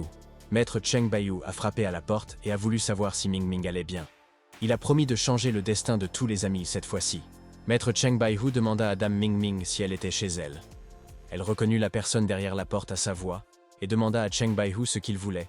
Maître Cheng Baihu a dit à dame Ming Ming qu'il souhaitait aborder avec elle plusieurs sujets et lui a demandé si elle n'était pas curieuse d'en savoir plus. Maître Cheng Baihu a dit à Ming Ming qu'elle ne voulait pas que sa sœur Ming Qianhu perde sa position et retourne dans son pays natal au plus vite. Dame Ming Ming ouvrit la porte et demanda à maître Cheng Baihu ce qu'il voulait dire, puis lui demanda d'expliquer toute la situation à sœur Ming Qianhu. Ming Ming a demandé à maître Cheng Baihu pourquoi elle s'en prenait toujours à une femme seule et sans défense, alors qu'elle n'avait jamais voulu faire de mal à maître. Maître Cheng Baihu demanda si Ming Ming n'était pas une femme sans défense et sans soutien. Et ce qu'elle dirait de Wu Yunlu, il n'oublia pas pour autant leurs affaires. Wu Yunlu a secrètement créé de nombreux réseaux pour suivre Baiwa Lu. L'un d'eux, Ming Ming, l'un des meilleurs agents de Wu Yunlu, est infiltré chez Baiwa. Ming Ming devint sérieux et dit à maître Cheng Baihu qu'il avait manifestement décidé de révéler son secret pour une raison précise, et lui demanda de lui dire ce qu'il tramait. Ming Ming, surnommée Yuechi, a suivi les traces de son père et a rejoint la chancellerie de l'Est à l'âge de 15 ans. Elle était différente de tous les autres combattants. En 5 ans d'un parcours difficile, Ming Ming, surnommée Yuechi, parvint à s'élever du grade de simple soldat à celui de Qianhu, surprenant ainsi une amie. C'est dommage que Ming Ming ait une sœur espionne. Et comment Ming Ming pense-t-il que s'il découvre que Ming Qianhu a une sœur, il restera dans les services secrets? Ming Ming a demandé à maître Cheng Baihu ce qu'il voulait, et ce n'est pas pour rien qu'il a découvert toute la vérité. Mais elle protégeait déjà sœur Ming Qianhu de tous ses ennemis. Maître Cheng Baihu a parlé à Ming Ming du chef de la chancellerie orientale et de la façon dont il protégeait la Sainte Vierge de la secte, et a précisé que le département avait ses propres plans spéciaux. Ming Ming écoute, et maître Cheng Baihu veut faire savoir que toute la FIME RPTK de l'Est est de mèche avec la secte démoniaque et souhaite la protéger. Maître Cheng Baihu a dit à Ming Ming de ne pas jouer avec lui, car l'avenir de sa sœur Ming Qianhu était entre ses mains et son destin reposait sur lui. Ming Ming est furieuse contre maître Cheng Baihu, qui a perdu le contrôle. Elle protégera la sœur de Ming Qianhu à tout prix et se vengera de ce reptile pour tout ce qu'il a fait. Maître Cheng Baihu a commencé à quitter la maison de Ming Ming et espère qu'elle ne commettra pas d'erreur et prendra la bonne décision. Car la carrière de sa sœur est en jeu, Ming Qianhu apparut alors devant Ming Ming, et sa sœur lui demanda ce qu'elle faisait là. Il semblait qu'elle avait entendu les paroles du maître Cheng Baihu. Ming Qianhu demande à sa sœur de ne pas avoir peur ni d'être nerveuse. Elle trouvera un moyen de tuer maître Cheng Baihu, et personne n'a le droit de menacer les sœurs. Le lendemain, maître Cheng Baihu sortit et, après avoir pris connaissance de tous les plans de la secte et de ses liens avec les directeurs, il changea d'avis à leur sujet. Maître Cheng Baihu s'est engagé dans une ruelle, et Ming Qianhu, discrètement posté au coin, le suit, et veut découvrir ce que leur ami mijote. Maître Cheng Baihu se retourna, se demandant qui le suivait. Il n'était pas inquiet, et savait comment se débarrasser de cette surveillance et punir le scélérat. Ming Qianhu est désemparé face aux intentions de maître Cheng Baihu, dont le comportement est déjà étrange. Nous devons découvrir les plans de son ami et le jeu qu'il manigance. Maître Cheng Baihu fut surpris de voir Ming Qianhu le suivre. Il pensait que sa sœur était très occupée, mais elle avait trouvé le temps de le suivre. Maître Cheng Baihu pensait que puisque Ming Qianhu aimait regarder, elle assisterait à un véritable spectacle et qu'il ne décevrait pas sa sœur, mais qu'il l'impressionnerait aujourd'hui. Maître Cheng Baihu sait qu'il existe une base sectaire temporaire en banlieue, et il espère que Ming Qianhu ne sera pas laissé pour compte. Il compte bien s'activer et surprendre la dame. Maître Cheng Baihu frappa à la porte et découvrit qu'un membre de la secte démoniaque se trouvait à l'intérieur. Il ne s'attendait pas à sa venue et craignait qu'il ne sème le chaos. Un membre de la secte démoniaque ouvrit légèrement la porte et demanda à Maître Cheng Baihu qui il était, pourquoi il était venu sur leur territoire et s'il avait peur d'eux. Maître Cheng Baihu a dit à un collègue que lorsque le grand Bouddha renaîtra et que les ténèbres se dissiperont, le monde retrouvera la lumière, et c'est là le slogan de la secte démoniaque. Un membre de la secte démoniaque ouvrit la porte et dit au combattant Cheng Baihu qu'il semblait être des leurs, puis lui ordonna d'entrer rapidement dans le bâtiment pour que personne ne remarque son frère. Maître Cheng Baihu entra dans le bâtiment et remercia les membres de la secte démoniaque de l'avoir accueilli. Il leur assura qu'ils étaient tous sur la bonne voie, et se dit satisfait. Des membres de la secte démoniaque ont demandé à mon frère qui c'était et pourquoi personne ne l'avait vu auparavant, ainsi que Cheng Baihu de Jin Yiwei, et c'est étrange. Mon frère a dit à ses collègues qu'ils ont tellement d'espions qu'il est difficile de tous les retenir. Mais mon frère reconnaît que le visage de Cheng Baihu lui est vraiment inconnu. Un homme de la secte démoniaque était assis sur le trône et a demandé à Cheng Baihu de s'identifier. Les frères doutaient de lui et il devait leur prouver son appartenance à la secte. Maître Cheng Baihu dit à son frère « Les étoiles tournent, le ciel et la terre se vident déjà, la lumière et les ténèbres s'estompent, 2 mondes, 2 sectes, 3 limites, et mon frère n'a rien oublié. » La personne de la secte démoniaque est choquée. Il s'agit de l'art sacré du culte, la technique d'absorption des étoiles, et comment le frère a-t-il maîtrisé cet enseignement incroyable. Maître Cheng Baihu a dit à son frère « Je m'appelle Song Shengbao, et aujourd'hui, je suis de retour à la secte. Je suis heureux de revoir mes vieux amis et je n'ai pas oublié mes frères. » Ming Xianyu est complètement sous le choc. Maître Cheng Baihu n'est-il pas membre de la secte? Il a déjà volé l'énergie QI de sa sœur Ming Ming grâce à la technique des étoiles. Mais Ming Qianhu ne comprend pas pourquoi Maître Cheng Baihu a prononcé le nom de Song Shengbao et tué des membres de la secte démoniaque au passage. Et c'est étrange. Mon frère a dit qu'il y a 9 ans, la secte de la lumière et des ténèbres avait infiltré un espion dans nos bureaux. Il s'appelait Song Shengbao. Et pourquoi a-t-il révélé son secret? Maître Cheng Baihu a dit à son frère « Tu attendais le moment idéal pour les anéantir et passer bientôt au 3e niveau. Il y a 2 jours à peine, des gens de la chancellerie sont venus à celle de l'Ouest et ont demandé à attaquer ensemble leurs frères de la secte démoniaque. Et ils le savaient. Maître Cheng Baihu se remémora les événements et dit à son frère « C'est manifestement une tentative d'assassinat, et ils ne peuvent plus être considérés comme des amis. » Maître Cheng Baihu dit à son frère que si la secte démoniaque continuait à faire aveuglément confiance à la chancellerie orientale, elle ne sauverait pas la jeune fille et échouerait. Maître Cheng Baihu dit à son frère que les ennemis étaient déjà au courant de l'apparition de la Sainte Vierge et lui demanda s'il pouvait secrètement transmettre un message et vérifier si Song disait vrai. Maître Cheng Baihu a déclaré que son frère ne pouvait pas tarder et que le bureau de l'Est avait déjà commencé son enquête sur la sainte jeune fille. Il fallait frapper en premier. L'homme de la secte démoniaque a dit aux frères de Song Shengbao qu'ils avaient déjà trouvé un compromis avec le bureau de l'Est et pourquoi les menaçait-il. Maître Cheng Baihu a dit à son frère il y a quelques jours que le bureau de l'Est avait déjà rompu les liens avec leurs hommes, et qu'il semblait que les bureaux eux-mêmes protégeaient la jeune fille. Le frère a demandé si le bureau de l'Est avait délibérément répandu des rumeurs sur la Sainte Vierge pour avoir un prétexte pour s'en prendre à leur secte. Un des membres de la secte démoniaque frappa la table de rage. Il refusait d'entendre la vérité sur le bureau de l'Est. Et frère Shengbao avait tout à fait raison. Le membre de la secte a dit à son frère que puisque le bureau de l'Est traitait la secte de cette manière, il n'était pas nécessaire de blâmer tout le monde pour sa cruauté et qu'il était temps pour leur secte de riposter contre le bureau. Mon frère a dit à un collègue que le bureau oriental est trop puissant et que s'ils rompent les relations avec eux aussi soudainement, ils seront en danger. Mon frère est très inquiet, mais l'homme de la secte démoniaque dit à son frère que, pour le bien de la Sainte Vierge, même une tactique risquée était justifiée. Et il lui demanda où était son erreur et répondit « Maître Cheng Baihu a tout dit à son frère. Et maintenant il sait par lui-même qu'il a beaucoup à faire, et qu'il doit quitter le territoire de la secte de son frère. » Ming Qianyu comprit que Maître Cheng Baihu était trop dangereux. Et ce n'était pas un hasard si elle le suivait partout, et découvrait des informations importantes sur ses liens avec la secte.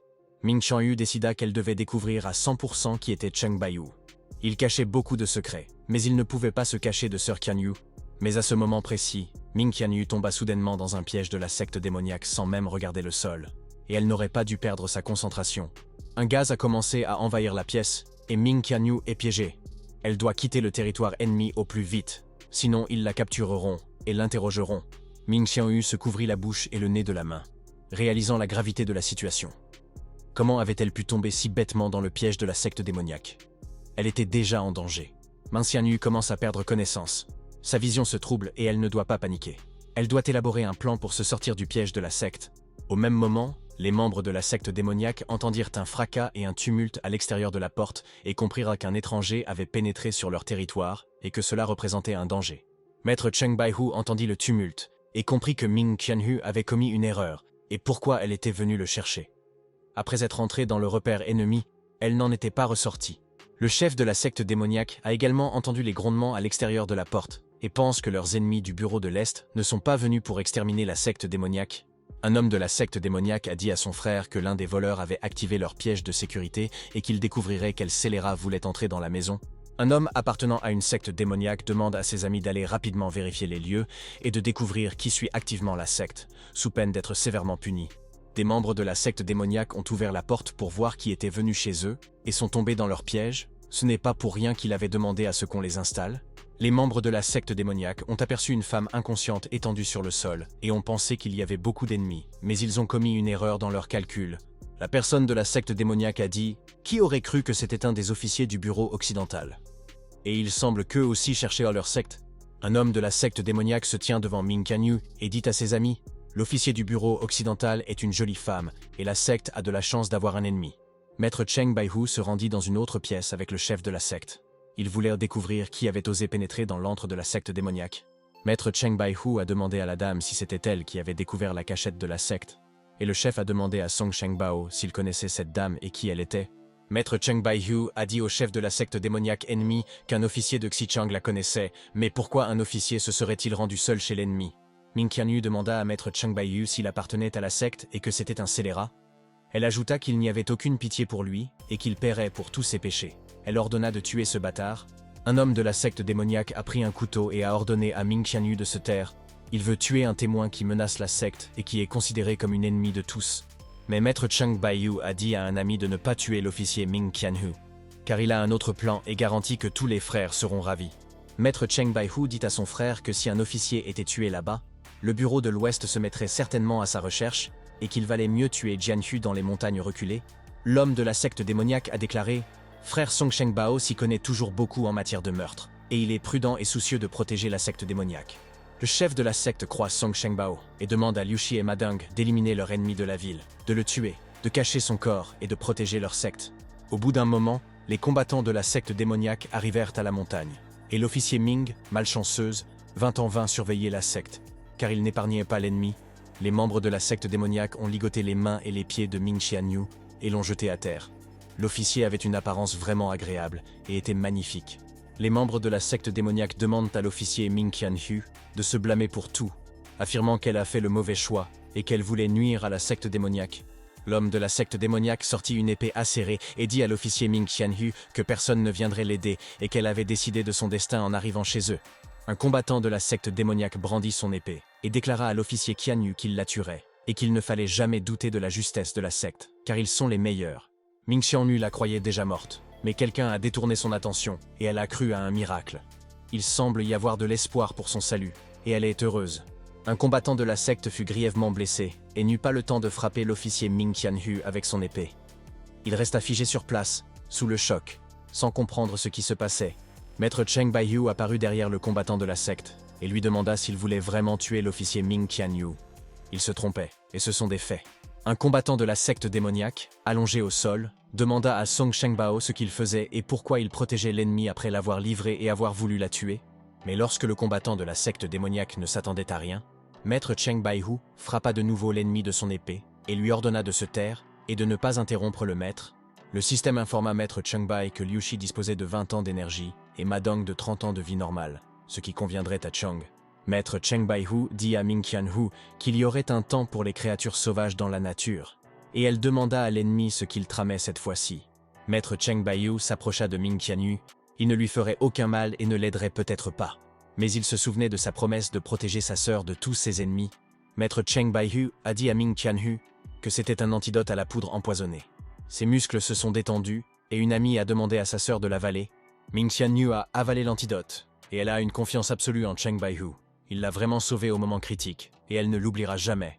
Maître Cheng Baihu a coupé les cordes qui retenaient Ming Qianhu à son bras et à sa jambe et l'a libéré si rapidement que la secte démoniaque ne représente plus une menace en sa présence.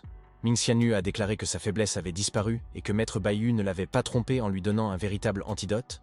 Elle était reconnaissante envers son ami de l'avoir sauvée. Ming Xianyu a interrogé Maître Cheng Baihu sur ses intentions. Ce dernier, se faisant passer pour un membre de la secte démoniaque, a semé la confusion et souhaite connaître toute la vérité. Maître Cheng Baihu a déclaré que l'héroïne Ming Qianhu, forte et intelligente au combat, avait faim d'être prisonnière, s'était évadée et avait tué 3 ennemis au combat. Les bandits de la secte, Liu Shi et Madang, furent tués par la méthode d'écrasement de serpent de Ming Qianyu. Seul Song Shengbao survécut miraculeusement et rapporta tout. Ming Qianyu a dit à Maître Cheng Baihu que c'était une mise en scène et qu'un ami lui avait demandé de prendre le corps de l'ennemi et d'aller au bureau de l'Est pour rompre avec la secte. Maître Cheng Baihu a déclaré qu'avec l'aide du bureau de l'Est, il ne poserait aucun problème de détruire les vestiges du culte. Ming Qianhu ne souhaitait-elle pas s'en charger elle-même? Ming Xianyu se demandait si Maître Cheng Baihu n'appartenait pas à la secte, et s'il cherchait seulement à détruire leurs derniers vestiges, et à séparer facilement le bureau de l'Est et la secte. Ming Qianyu dit à Maître Cheng Baihu que sa ruse était incroyable, qu'il avait tout prévu avec une telle précision et qu'il calculait tous ses mouvements à l'avance. C'était un génie. Maître Cheng Baihu avait déjà exposé le plan de Ming Xianyu et, s'il ne le mettait pas à exécution, il irait à Baihualu écouter sa sœur chanter après avoir bu du vin. Le chef Xueyu demanda à son assistant d'où provenaient les rumeurs selon lesquelles le bureau de l'Est voulait protéger l'apparence de la Sainte Vierge. Il voulait tout savoir. L'assistant a dit au patron Xueyu que les gens chantèrent des chansons sur le bureau de l'Est protégeant la Sainte Vierge et sur ce qu'ils devraient en faire, et que c'était là leur problème évident. Xueyu a demandé si quelqu'un avait laissé échapper l'information et si les membres de la secte, se croyant plus intelligents que tout le monde, avaient décidé de les contraindre à protéger. L'assistant a dit que c'était possible et que la secte voulait protéger la Sainte Vierge et se cacher derrière son nom, et le chef Xueyu a dit que les membres de la secte étaient des idiots. Le chef Xueyu a ordonné à son assistant de cesser toute communication étroite avec la secte, faute de quoi celle-ci comprendrait leurs intentions, et il les punirait tous pour leurs péchés. Xueyu ordonna à son assistant d'envoyer des hommes enquêter sur la naissance de la Sainte Vierge et, si cela s'avérait vrai, le bureau de l'Est frapperait en premier. Au même moment, l'officier Ming Qianyu entra dans la pièce, tenant à la main des preuves concernant la secte. Le patron Xueyu, convaincu de son innocence, ne put s'empêcher de le croire. L'agente Ming Qianyu a déclaré au chef Xueyu qu'elle avait un rapport important et qu'elle était absolument certaine que ce dernier l'écouterait attentivement et prendrait une décision. Le chef Xueyu fut surpris par la visite de l'officier Ming Qianyu et par ce qui s'était passé. Il devait l'écouter et recueillir toutes les informations importantes sur l'ennemi. Maître Cheng Baihu arriva alors sur le territoire de la secte et voulut tout rapporter au chef de la secte démoniaque. Il échappa miraculeusement à l'ennemi. Le chef de la secte démoniaque, sous le choc, interroge Song Shengbao sur ce qui lui est arrivé et exige des explications. Son comportement sème la confusion générale. Maître Cheng a dit au chef de la secte que l'officier Ming avait délibérément feint de tomber dans un piège et avait attaqué leur frère, et qu'il s'était miraculeusement échappé. Le chef de la secte démoniaque, fou de rage, brisa la table et déclara que le bureau de l'Est était perfide et rusé, qu'il outrepassait ses prérogatives et qu'il vengerait les frères. Maître Cheng Baihu dit au chef de la secte qu'il allait rassembler ses forces et son énergie et lui demanda de se méfier du bureau de l'Est. Le chef se souvint alors de leur ruse. Maître Cheng Baihu remercie le chef de la secte démoniaque de sa compréhension et promet qu'à l'avenir, ils puniront le bureau de l'Est et imploreront sa clémence. Après quelques heures, Maître Cheng Baihu est déjà rentré chez lui. Il est difficile de contraindre le bureau de l'Est et la secte démoniaque, mais Baihu a semé la méfiance. Maître Cheng Baihu sait qu'il faut d'abord briser leurs relations et les rendre méfiants l'un envers l'autre, puis renforcer la rupture et les séparer définitivement. Maître Cheng Baihu finira par semer la discorde entre le bureau oriental et la secte, tout en attendant le résultat, tel le pêcheur de la célèbre parabole. Yin Tingxu alla aux toilettes et demanda à Maître Cheng Baihu s'il l'avait appelée. Elle se dit prête à l'aider et attend les instructions de son supérieur, en toute confiance. Maître Cheng Baihu écouta Yin Tingxu et dit « Bien, elle est arrivée, le patron l'attendait et on pouvait lui faire entièrement confiance. » Maître Cheng Baihu dit à Yin Tingxu qu'il avait une mission pour elle et, durant cette période, il eut l'occasion de mieux cerner sa personnalité et de lui faire confiance. Et au même instant, Maître Cheng Baihu saisit la main de Yin Tingxu et la tira brusquement vers lui, désireux de passer du temps avec une belle jeune femme. Yin Tingxu tomba dans la baignoire et ne comprit pas pourquoi Maître Cheng Baihu lui avait saisi la main. Elle promit de se rendre prête à accomplir toutes les tâches du maître. Yin Tingxu supplie le maître de ne pas le faire, mais Cheng Baihu la rassure en lui disant qu'elle a déjà deviné ses intentions. Le système informa Maître Cheng Baihu des émotions négatives de Yin Tingxu et Maître reçut d'elle un bonus de 3 ans d'énergie qui véritable. Maître Cheng Baihu dit à Yin Tingxu qu'ils étaient ensemble depuis longtemps et lui demanda de se soumettre à lui. Mais elle lui demanda de ne pas la forcer. Maître Cheng Baihu pensait que taquiner Yin Tingxu était vraiment bénéfique. et qu'il devait l'exaspérer plus souvent pour obtenir des années d'énergie véritable.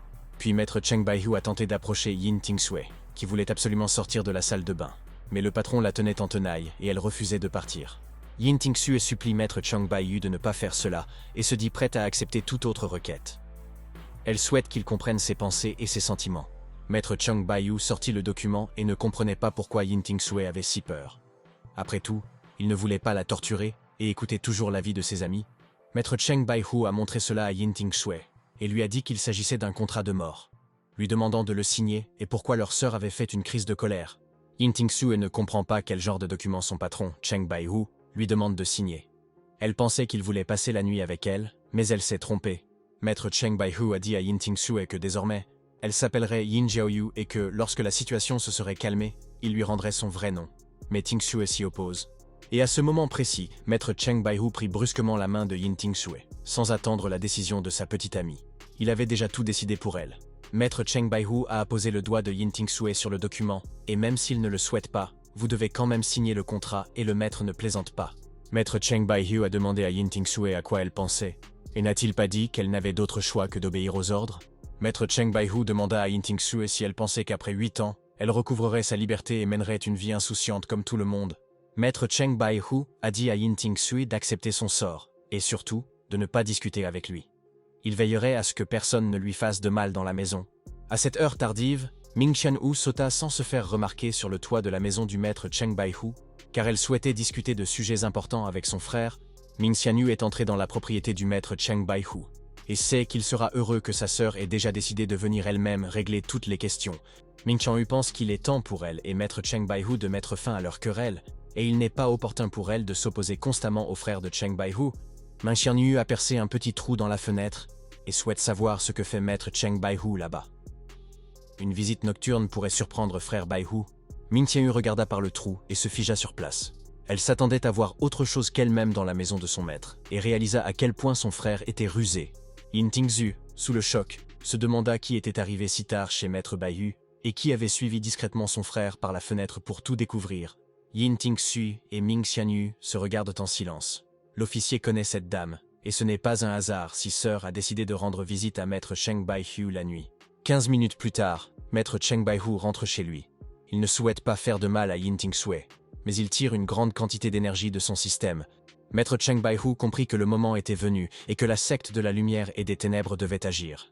Il protégerait Yin Tingsui, et c'était là le but principal de son frère. Maître Cheng Baihu sentit que quelque chose clochait et ouvrit brusquement la porte. Il n'aurait pas dû laisser Yin Tingsui seul à la maison, car la secte démoniaque recherche un frère. Maître Cheng Baihu n'a vu personne à la maison et Yin Tingsui avait disparu. C'est sa faute, car on ne peut pas laisser une dame seule à la maison à une heure aussi dangereuse. Maître Cheng Baihu a lu le message, et s'il ne veut pas que l'on sache qu'il cache la dame, il doit obéir aux ordres de sa sœur. Maître Cheng Baihu est surpris. Il semble que quelqu'un soit entré dans la maison et soit parti au mauvais moment. Yin Tingsui n'est pas en danger et il la protégera de ses ennemis. Après avoir lu le message, Maître Cheng Baihu comprit à temps qu'il s'agissait de Ming Qianhu, et qu'il souhaitait depuis longtemps discuter de questions importantes avec elle. Le lendemain, Ming Qianhu et Yin Tingsui sont assis à la maison. Et Ming attend toujours Maître Cheng Baihu, sans se soucier de Yin Tingsui. Ming Qianhu demanda à Yin Tingsui pourquoi Maître Cheng Baihu n'était toujours pas venu, s'il n'avait pas compris son allusion, ou s'il était allé voir sa sœur Ming. Ming Qianhu est ravie. Elle entend frapper à la porte et tout se déroule comme prévu. Elle va faire part de ses conditions à frère Cheng, qui les respectera. Ming Qianhu commença à ouvrir la porte et dit « Yin Tingsui, enfin maître Cheng Baihu est arrivé. Ils ont beaucoup de choses à régler, et c'est important. » Mais alors que Ming Qianhu ne s'y attendait pas, quelqu'un lui pointa une épée au visage et la portière fut transpercée. Heureusement pour elle, elle n'était pas pressée. Le peuple avait défoncé la porte et n'allait pas attendre que Ming Qianhu l'ouvre. Ils étaient déterminés et ne ménageraient personne qui se mettrait en travers de leur chemin. Des membres de la secte démoniaque de la lumière et des ténèbres sont venus à la maison et ont remarqué une jeune fille. Il s'agissait d'une véritable sainte jeune fille, et le bureau de l'Est l'a enlevée. C'est une honte. Ming Qianhu comprit que la situation était grave et qu'elle ne pouvait plus tarder. Les membres de la secte ne la laisseraient pas partir avant d'avoir enlevé la Sainte Vierge. Pourquoi avait-elle emmené Tingsui? Des membres de la secte démoniaque sont venus au bâtiment du bureau Est et ont été les premiers à manquer à leur parole. Ils veulent tuer tout le monde au bureau, et ils sont maléfiques. Le chef Xueyu a demandé ce qui se passait. et l'assistant a répondu que des membres de la secte démoniaque des ténèbres et de la lumière avaient attaqué et les avaient trahis subitement. C'était une catastrophe. Le chef Xueyu ordonna à son assistant de tenir le terrain de parade et qu'ensemble, ils anéantiraient bientôt les derniers vestiges de la secte démoniaque des ténèbres et de la lumière, et que les ennemis ne survivraient pas. À ce moment-là, le temps changea radicalement, et il commença à pleuvoir. Le bureau de l'Est infligea de lourdes défaites aux opposants de la secte démoniaque des ténèbres et de la lumière. Les membres de la secte démoniaque se tiennent devant le bâtiment du bureau de l'Est, et ils ne resteront pas les bras croisés face aux agissements du bureau. Ils puniront les scélérats pour leurs crimes. Le chef adjoint Xueyu ordonna aux combattants de ne pas épargner les membres de la secte, et qu'ils extermineraient les démons aujourd'hui, et que personne ne ternirait la réputation de leur bureau. Mais au même instant, un membre de la secte démoniaque bondit vers le chef Xueyu et dit au traître qu'il allait mourir et qu'il ne pouvait pas trahir leur secte démoniaque. Le chef Xueyu ferma les yeux. Personne ne le menaçait, et la secte de l'ombre et de la lumière le rendait furieux. Il allait leur donner une leçon et leur apprendre les bonnes manières en quelques minutes de combat. Le chef Xueyu a saisi un membre de la secte démoniaque des ténèbres et de la lumière par le visage et ne voulait pas lâcher prise. Il reprochait à ceux qui avaient donné aux reptiles le droit de salir la réputation de leur bureau. Le chef Xueyu serra le poing et ôta la vie à l'un des membres de la secte. Toute négociation est vaine. Il faut impérativement stopper l'ennemi. Le chef Xueyu ordonna aux combattants d'obéir aux ordres du bureau de l'Est, et, après avoir vu la Sainte Vierge de la secte démoniaque des ténèbres et de la lumière, la tua sans hésiter. Ming Qianyu réalisa alors qu'elle s'était trompée et que maître Cheng Baiyu aurait facilement pu protéger Yin Tingsue. Pourquoi avait-elle emmené la dame la veille? Ming Qianyu traîne Yin Tingsue avec elle et ignore comment la secte des ténèbres et de la lumière a pu trouver cet endroit. Elle compte bien punir tous les membres de cette secte. Un membre de la secte a dit aux frères que les gens du bureau de l'Est détenaient la Sainte Vierge et qu'ils avaient été les premiers à rompre les termes du contrat et qu'ils devaient répondre de tout. Les membres de la secte démoniaque des ténèbres et de la lumière ont encerclé Ming Qianyu et tous veulent sauver la Sainte Vierge. Elle a manifestement sous-estimé la force de ses adversaires. Ming Qianyu comprit que les membres de la secte démoniaque des ténèbres et de la lumière étaient toujours prisonniers de Li et qu'elle devait élaborer un plan ingénieux pour sauver Dame Yin. Un membre de la secte démoniaque a lancé des aiguilles en direction de Ming Qianyu, et l'intrus, n'ayant que peu de territoire à défendre, est voué à l'échec. Ming Qianyu a beaucoup de mal à se défendre contre les aiguilles acérées de son adversaire. Elle ne peut plus continuer le combat et doit se sortir de cette situation périlleuse au plus vite. Ming Qianyu est nerveuse et doit élaborer un plan pour échapper à l'embuscade. À cet instant précis, elle croit au miracle et est persuadée que le bureau ne l'abandonnera pas. C'est un fait. Ming Qianyu utilise la technique de l'écrasement du serpent, sort du piège et vainc de nombreux adversaires de la secte démoniaque, dont aucun n'est plus faible. Un membre de la secte démoniaque des ténèbres et de la lumière a dit à Ming Qianyu de ne même pas songer à emmener la Sainte Vierge, et il est sûr à 100% qu'ils sauveront leur Vierge. Un membre de la secte démoniaque des ténèbres et de la lumière lança des aiguilles sur Ming Qianyu. Le but était de distraire l'adversaire et d'enlever rapidement la jeune fille Yin Tingsue. Ming Qianyu se dresse face à l'ennemi, esquive les aiguilles et se protège. Elle n'a pas peur des lâches de la secte et est déterminée à exterminer les parasites. Mais alors que personne ne s'y attendait, un membre de la secte démoniaque blessa Yin Tingsue, qui n'eut pas le temps d'esquiver l'aiguille de son adversaire. Pourquoi ce membre de la secte l'avait-il blessé? Un membre de la secte démoniaque des ténèbres et de la lumière, très nerveux, a avoué à son frère avoir accidentellement touché la Sainte Vierge Yin Tingsue lors d'une attaque et s'est excusé pour tout. Ming Qianyu lança une technique puissante sur son adversaire, qui allait mourir. Grâce à une série de tours de magie, elle prouverait que le niveau du combattant était différent. Yin Tingsue est complètement abasourdie. Elle ignorait que Ming Qianyu était si forte, et l'officier n'a rien dit de ses techniques spéciales. C'est vraiment impressionnant. Ming Qianyu avait anéanti tous les membres de la secte démoniaque des ténèbres et de la lumière, et il l'avait tous forcés à utiliser une technique féroce au combat. Yin Tingsue reste à l'écart. Pourquoi la secte de l'ombre et de la lumière se querelle-t-elle avec le bureau de l'Est? Elle ne souhaite pas que d'autres personnes meurent, et il ne s'agit pas d'une guerre. Ming Qianyu tapota l'épaule de Yin Tingsue. Elle savait que la jeune fille était nerveuse, mais tous les problèmes étaient résolus, et elle ne voulait pas offenser Sœur Yin. Ming Qianyu dit à Yin Tingsue qu'il devait partir avant que la secte n'envoie d'autres combattants, et qu'il fallait cacher la jeune fille aux ennemis au plus vite. Mais à ce moment-là, des gens du bureau arrivèrent sur le champ de bataille. À la surprise générale, personne ne savait que leur officier, Ming Qianhu, combattait les ennemis de la secte. Des employés du bureau ont demandé à l'officier Ming Qianyu de qui il s'agissait. Et elle a répondu qu'il s'agissait de la Sainte Vierge du culte des ténèbres et de la lumière, et qu'elle la protégerait de tous les reptiles. Un agent du bureau a demandé à Ming Qianyu si elle s'était opposée à son supérieur, Xueyu. Il y avait un ordre, mais l'officier voulait protéger la Sainte Vierge Tingsue. L'agente Ming Qianyu est désemparée et demande à sa collègue quel est l'ordre. Mais celle-ci n'en sait rien. Le chef Xueyu n'a rien dit à ce sujet lors de la dernière réunion. Un combattant du bureau informa Ming Xianhu que le chef Xueyu avait ordonné l'exécution de tous les membres de la secte démoniaque des ténèbres et de la lumière, et que les combattants n'épargneraient aucun ennemi. Mais soudain, au même moment, Maître Cheng Baihu est arrivé auprès de ses amis, et son frère leur a dit d'arrêter de se battre et de résoudre tous leurs problèmes. Yin Tingzhu est heureuse de revoir Maître Cheng Baihu. À ses côtés, elle se sent protégée, et il lui a garanti qu'il ne la laisserait pas être blessée et qu'il la protégerait de tous. Maître Cheng Baihu a dit à l'officier Ming Qianhu qu'elle lui avait causé beaucoup de problèmes pendant qu'il la cherchait avec Yin Tingzhu et pourquoi elle lui avait enlevé sa petite amie. Yin Tingzhu pointa du doigt les employés du bureau et supplia Maître Cheng Baihu de la sauver. Ses ennemis, qui voulaient la tuer, se montrèrent d'une impolitesse inouïe. Un des combattants du bureau de l'Est était furieux et demanda à Maître Baihu qui il était et qui cet imbécile se prenait pour qui. Les combattants ne tardèrent pas à lui apprendre les bonnes manières, mais au même instant, Maître Cheng Baihu asséna soudain un coup puissant à son adversaire, ne voulant laisser planer aucun doute sur sa force et son habileté. Maître Cheng Baihu traita l'un des combattants du bureau de gamin bavard et déclara qu'il ne tolérerait pas un tel traitement et qu'il punirait tout idiot. Les combattants du bureau veulent te frapper Maître Cheng Baihu, qui abrite l'ennemi. Le traître ne s'échappera pas et s'oppose en vain au puissant bureau. C'est un imbécile. Mais Maître Cheng Baihu n'eut aucun mal à se défendre contre l'attaque à l'épée de l'ennemi. Et il semble que les combattants du bureau se croyaient plus forts que les autres. Mais ils se trompaient lourdement. Maître Cheng Baihu regarda le combattant du bureau droit dans les yeux et lui dit qu'il avait surestimé ses compétences et ses techniques et qu'on ne pouvait pas attaquer un ennemi puissant sans réfléchir. Maître Cheng Baihu porta un coup violent à son adversaire. Et le combattant du bureau n'eut pas le temps de se défendre ni d'esquiver l'attaque du maître, pourtant réputé pour son agilité. Le combattant du bureau se figea et réalisa que Maître Cheng Baihu possédait une force et une vitesse incroyables, tandis que ses collègues étaient incapables de blesser l'ennemi et se montraient tous faibles. Maître Cheng Baihu commença à appliquer la technique et il n'épargnerait personne qui voudrait tuer Yin Tingzhu, fidèle à sa parole. Il vengerait sa sœur. Maître Cheng Baihu vainquit de nombreux combattants d'une seule attaque et déclara que quiconque aurait aperçu la Sainte Vierge Yin Tingzhu serait puni sans pitié. Un combattant du bureau a dit à Maître Cheng Baihu: lui aussi est un rejeton de la secte démoniaque de l'ombre et de la lumière, et pourquoi sauve-t-il un membre de la secte Yin Tingzhu? Un combattant du bureau a lancé une puissante offensive contre Maître Cheng Baihu, et ce vaurien ignore que la secte démoniaque est impliquée dans tous ces actes répréhensibles.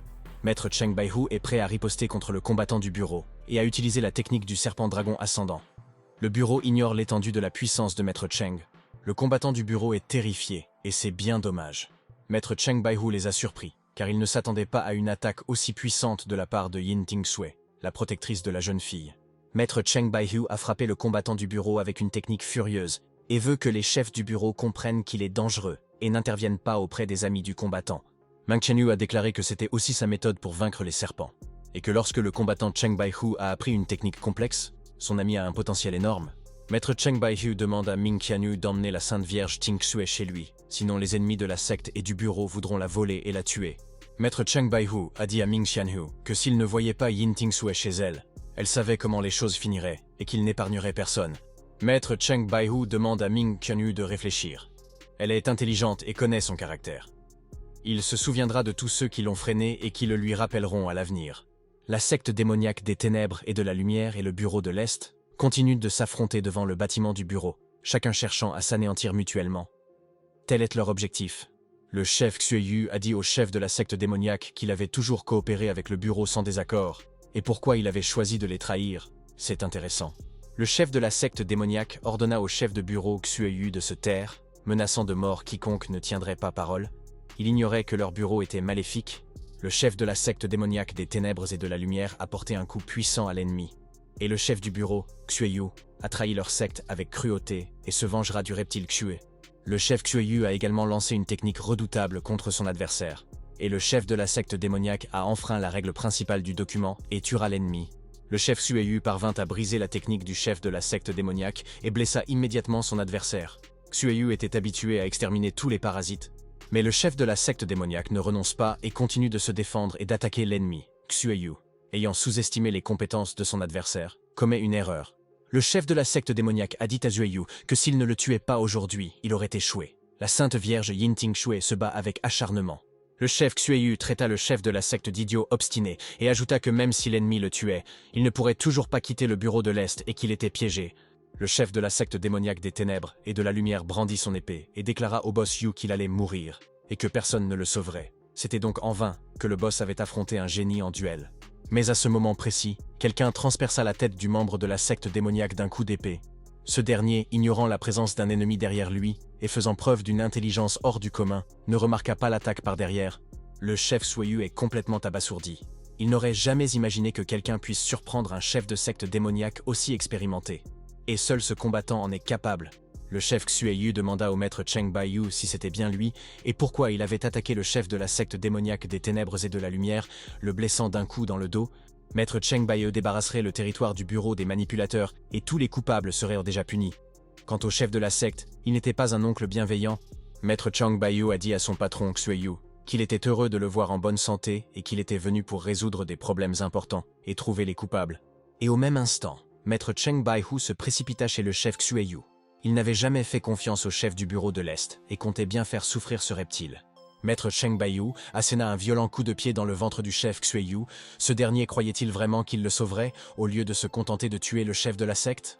Maître Cheng Baiyu a saisi le visage du chef Xueyu et a déclaré qu'il allait régler le problème. Le chef de secte et le chef Xueyu s'étaient affrontés violemment et s'étaient détruits mutuellement. Maître Cheng Baiyu a commencé à absorber l'énergie QI du chef Xueyu, et il ne ménagera pas ce dernier. Le système indique que tout se déroule comme prévu. Le chef Xueyu hurle de douleur. Il ne s'attendait pas à ce que Maître Cheng Baiyu soit un ennemi, et avait toujours fait confiance à ce combattant, le croyant plus faible que n'importe quel membre du bureau. Le chef Xueyu a demandé au Maître Cheng Baiyu pourquoi il avait agi ainsi. Cheng a alors absorbé l'énergie Qi du chef Xue, et a lancé la partie, qui se terminera bientôt. Maître Cheng Baiyu comprit que le plan était accompli, et que la sainte jeune fille Yin Tingsui était en sécurité. Le bureau ne la toucherait pas, et elle n'était pas en danger.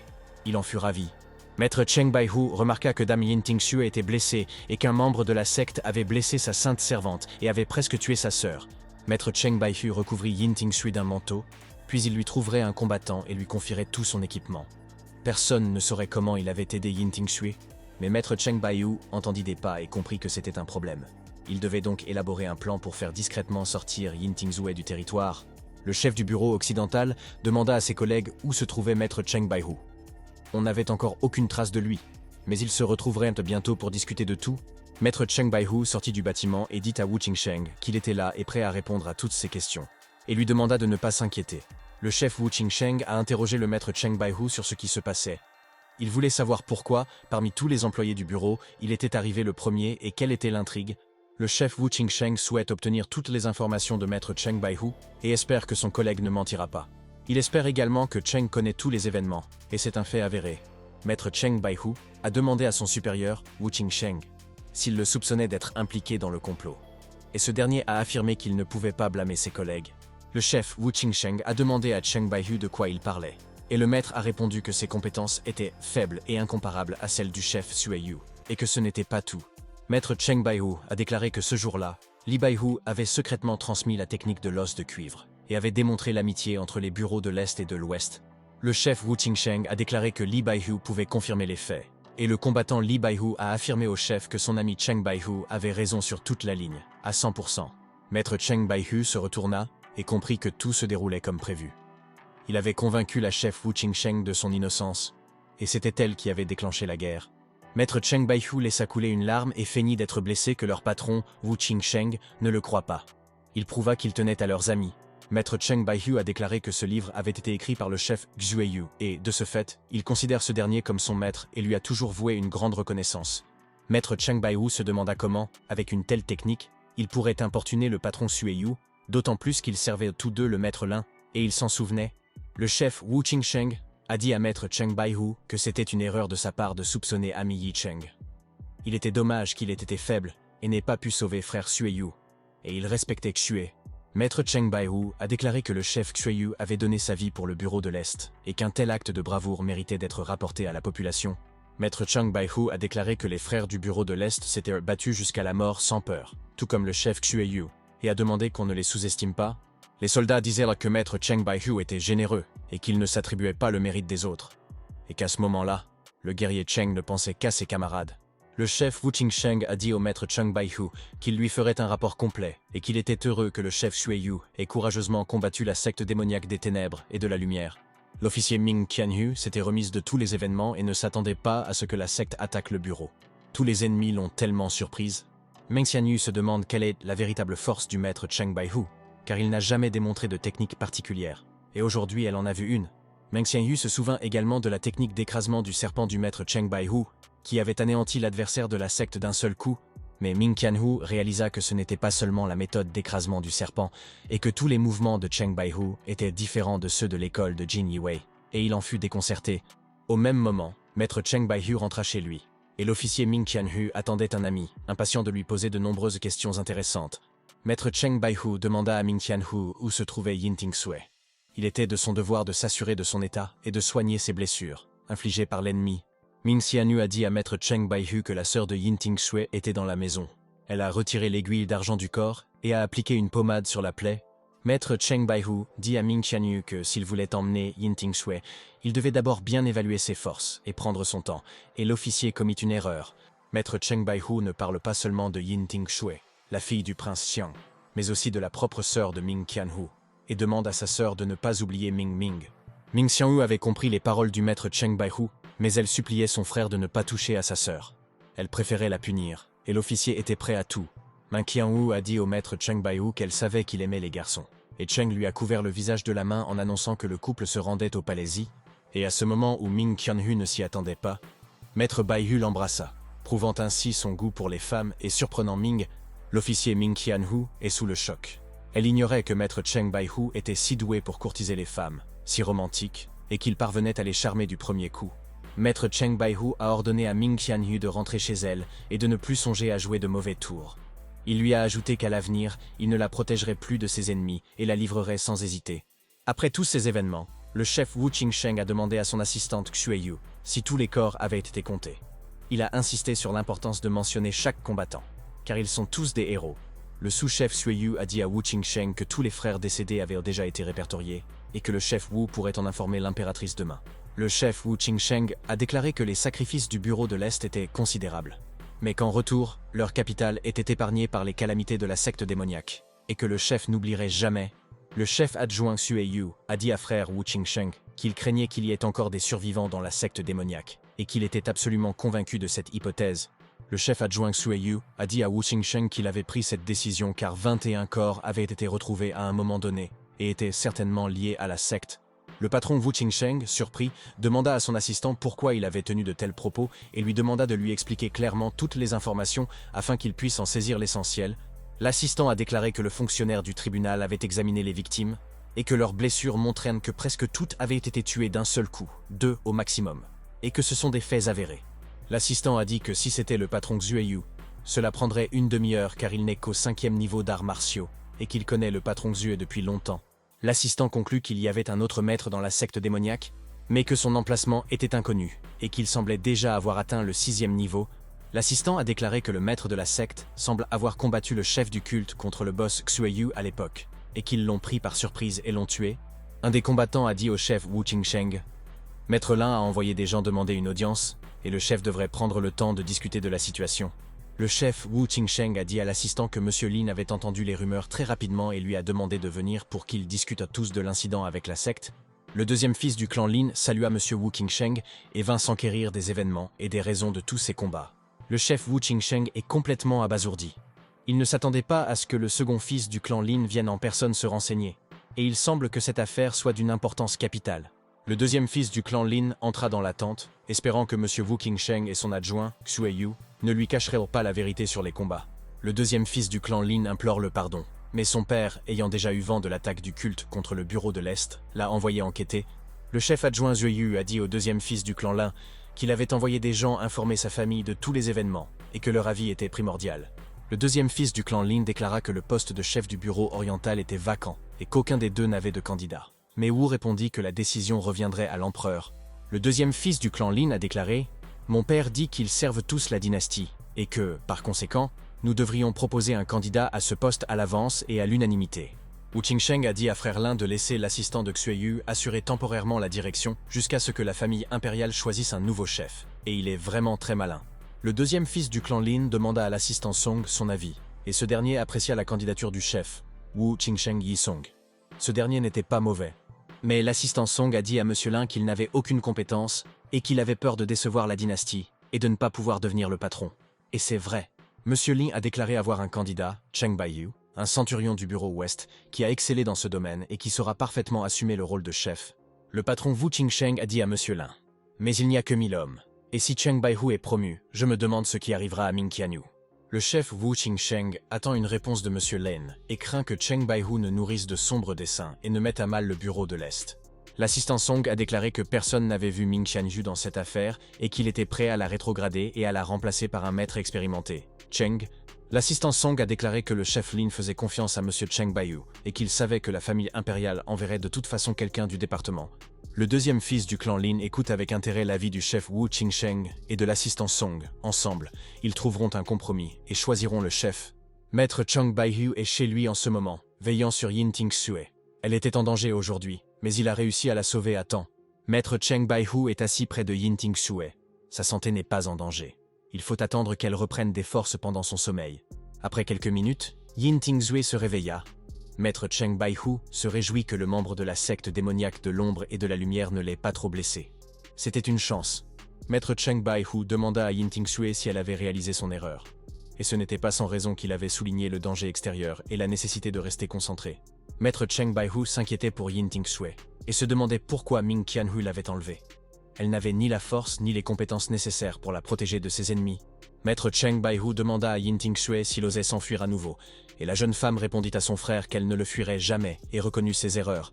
Maître Cheng Baihu dit à Yin Tingsue que si sa sœur s'échappait, il la posséderait, et que Tingsue devrait également en évaluer tous les risques. Maître Cheng Baihu a dit à Yin Tingsue que la prochaine fois, il lui ferait payer un prix insupportable et qu'elle n'oublierait jamais cette expérience.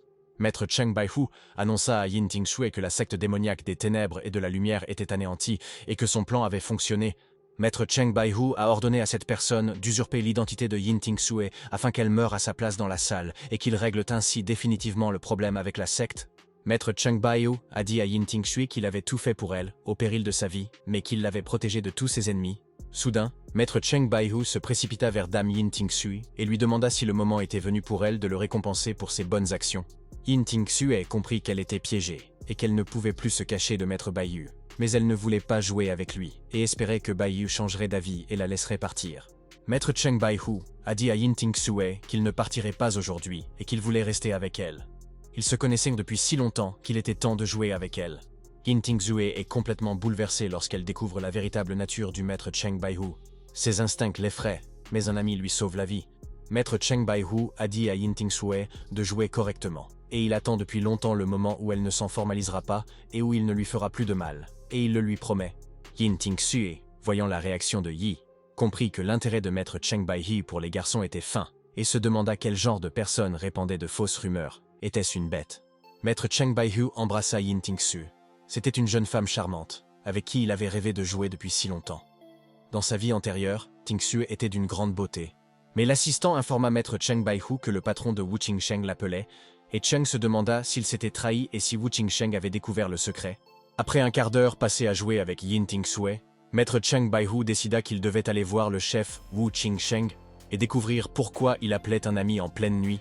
Au bout d'un moment, maître Cheng Baihu arriva au bâtiment et, sans faire attendre le patron Wu Qingsheng, il ne s'attarda pas sur des détails insignifiants et se montra curieux de savoir. Maître Cheng Baihu a dit bonsoir à son patron Wu Qingsheng, mais il souhaitait passer directement aux affaires importantes et l'ont remercié d'être venu rapidement. Maître Cheng Baihu sait que les disciples de Monsieur Lin sont appelés la faction Lin et qu'ils veulent le pouvoir, acceptent des pots de vin et sont embourbés dans la corruption. C'est un fait. La faction Lin est méprisée tant par le peuple que par la cour, mais personne ne veut y remédier. Et s'ils le recherchent, à quoi bon? Se demanda Yi Cheng. Maître Cheng Baihu se demandait si la situation était vraiment si grave que Monsieur Li en personne soit venu pour obtenir des informations importantes au plus vite. Le chef Wu Qingsheng a déclaré que Monsieur Lin avait proposé la candidature de Maître Cheng Baihu pour le poste de chef intérimaire du bureau Est, et que tout le monde était d'accord avec cette proposition. Maître Cheng Baihu a dit que le chef Wu Qingsheng devait examiner attentivement toutes les nuances et les détails, et que devenir chef de bureau n'était pas une mince affaire. Il avait raison. Le deuxième fils du clan Lin dit à Cheng Baihu que, dans ce cas, il s'attirerait la colère de son père, et lui présenta une invitation. L'invitant à venir chez eux prochainement, Le deuxième fils du clan Lin, Cheng Baiyu, a déclaré qu'il avait 1000 ans et qu'il était apte à occuper le poste de chef. Beaucoup attendaient sa nomination, mais ils n'en auront plus l'occasion. Le deuxième fils du clan Lin a déclaré que Cheng Baihu était une personne respectable et que, s'il dirigeait le bureau, son père serait serein et continuerait à cultiver sa passion. Maître Cheng Baihu comprit que la faction Lin avait déjà décidé de le retenir plus étroitement et, ne leur faisant pas entièrement confiance, il devait vérifier. Le deuxième fils du clan Lin dit à Cheng Baihu que son père lui avait toujours proposé le poste de chef et qu'il espérait que le maître ne refuserait pas, car c'était très important. Le deuxième fils du clan Lin commença à quitter le bâtiment. Il leur raconta tout et déclara croire au potentiel de Maître Cheng Baihu, convaincu qu'il deviendrait un grand chef. Maître Cheng Baihu tenait les documents entre ses mains et comprit qu'il ne s'en sortirait pas cette fois-ci. Le second fils du clan Lin n'accepterait pas un refus, et c'était un désastre. Le patron Wu Qingsheng a dit à Maître Cheng Baihu qu'il voulait aussi offrir quelque chose à un ami, et ce n'est pas pour rien qu'il l'avait appelé la nuit pour discuter d'une affaire importante avec lui. Le chef Wu Qingsheng sortit un livre, et il s'agissait de l'une des deux grandes techniques, équivalente au point du grand point originel des montagnes bleues. Son ami, de toute évidence, ignorait cette technique. Maître Cheng Baihu, surpris, interroge son supérieur sur l'origine de cette technique. Il connaît le point de la montagne bleue. Cette méthode n'apparaît généralement qu'au milieu de la partie, pendant l'événement qui plonge tout l'Empire céleste dans le chaos de la guerre, et c'est pourquoi elle est apparue plus tôt. Le chef Wu Qingsheng a déclaré que Ming lui avait confié cette méthode pour la mettre en lieu sûr, et qu'elle lui avait demandé de la transmettre à une personne digne de confiance. Il a trouvé la personne idéale. Maître Cheng Baihu a remercié le patron Wu Qingsheng et lui a assuré qu'il ne le décevrait pas. Le second fils du clan Lin croit en lui et est convaincu qu'il répondra aux attentes de tous. Le patron Wu Qingsheng a dit à Maître Cheng Baihu que le bureau comptable de la chanteuse vérifiait aujourd'hui les concubines du prince Xiang et lui a demandé s'il irait les évaluer avec lui. Une demi-heure plus tard, le maître Cheng Baihu arriva auprès de la direction des chanteurs et du combattant. Il apprit de nombreuses informations importantes et le cours du jeu commença à changer. Maître Cheng Baihu ne pouvait refuser quoi que ce soit au patron Wu Qingsheng.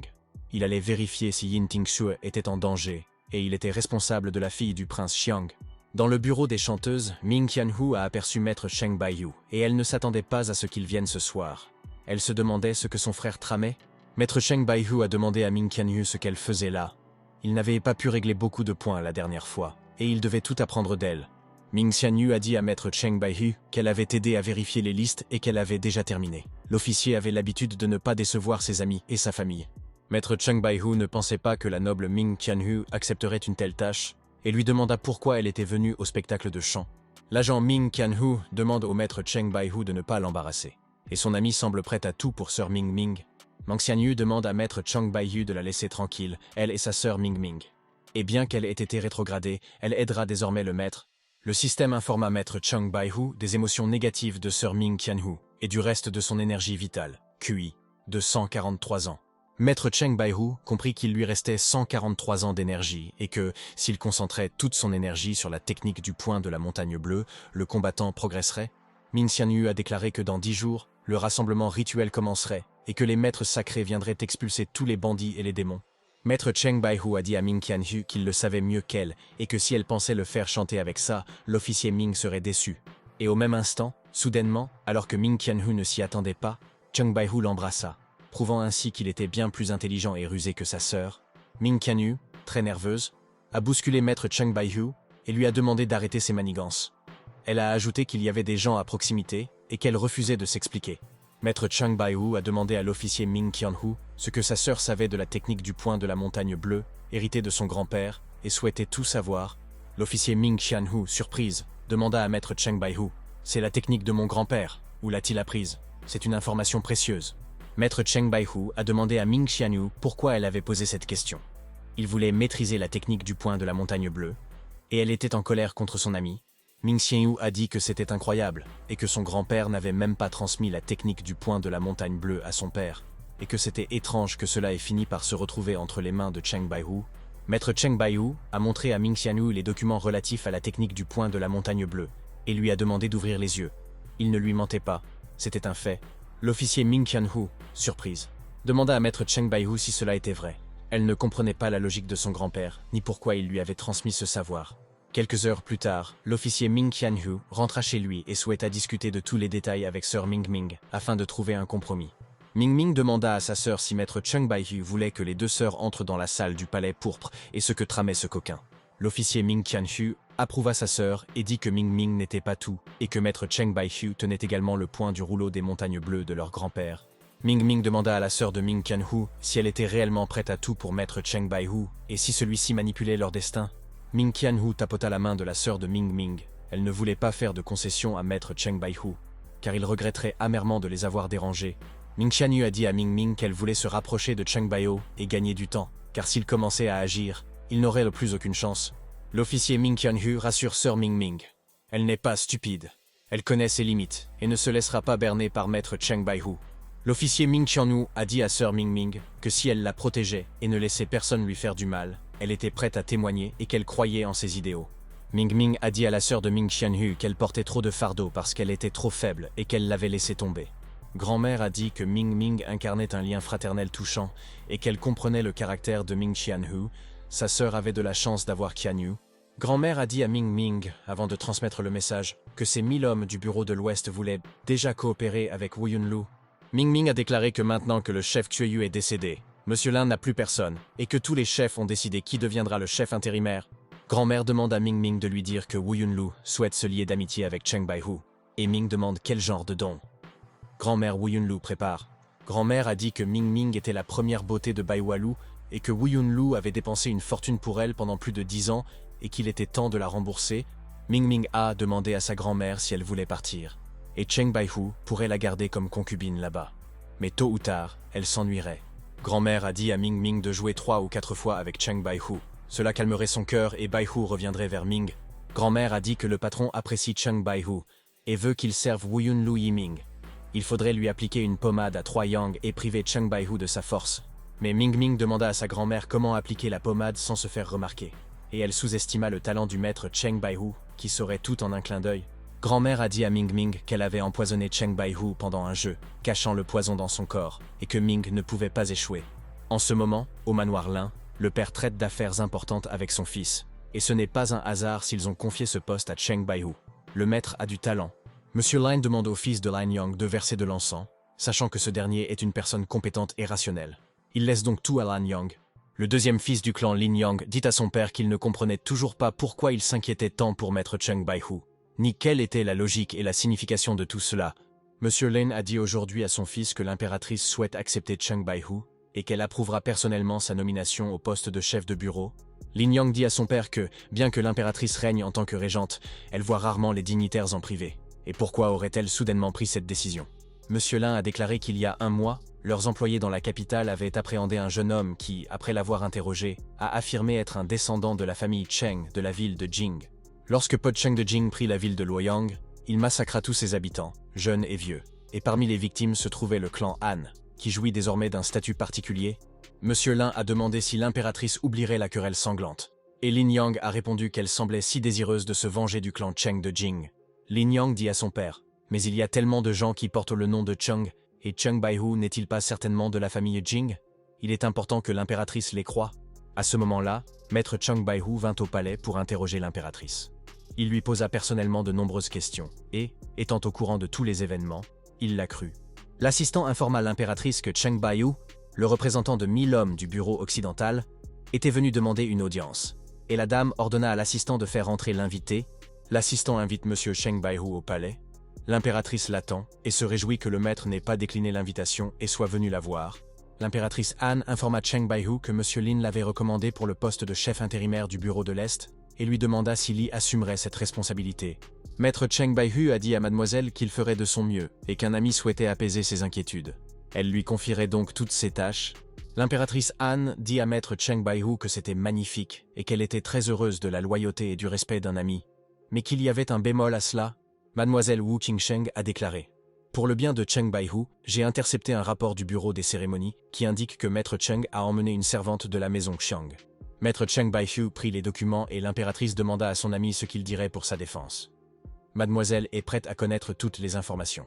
Maître Cheng Baihu a dit à Madame Han qu'il pensait qu'il y avait eu une erreur et que des informations erronées lui avaient été communiquées. Il s'est dit prêt à tout lui expliquer personnellement. Mademoiselle Han demanda au maître Cheng Baihu s'il avait pris la servante comme épouse légitime ou comme concubine. Et Cheng ignorait pourquoi Han posait cette question. Maître Cheng Baihu a dit à mademoiselle qu'il avait pris Yin Tingshui comme concubine, et mademoiselle a répondu que c'était bien. mais que quant à son épouse légitime, elle avait ses propres projets. Maître Cheng Baihu se demandait lui aussi pourquoi une telle intrigue n'avait pas été présentée auparavant dans le jeu, ou s'il s'agissait d'une branche cachée qu'il découvrirait bientôt.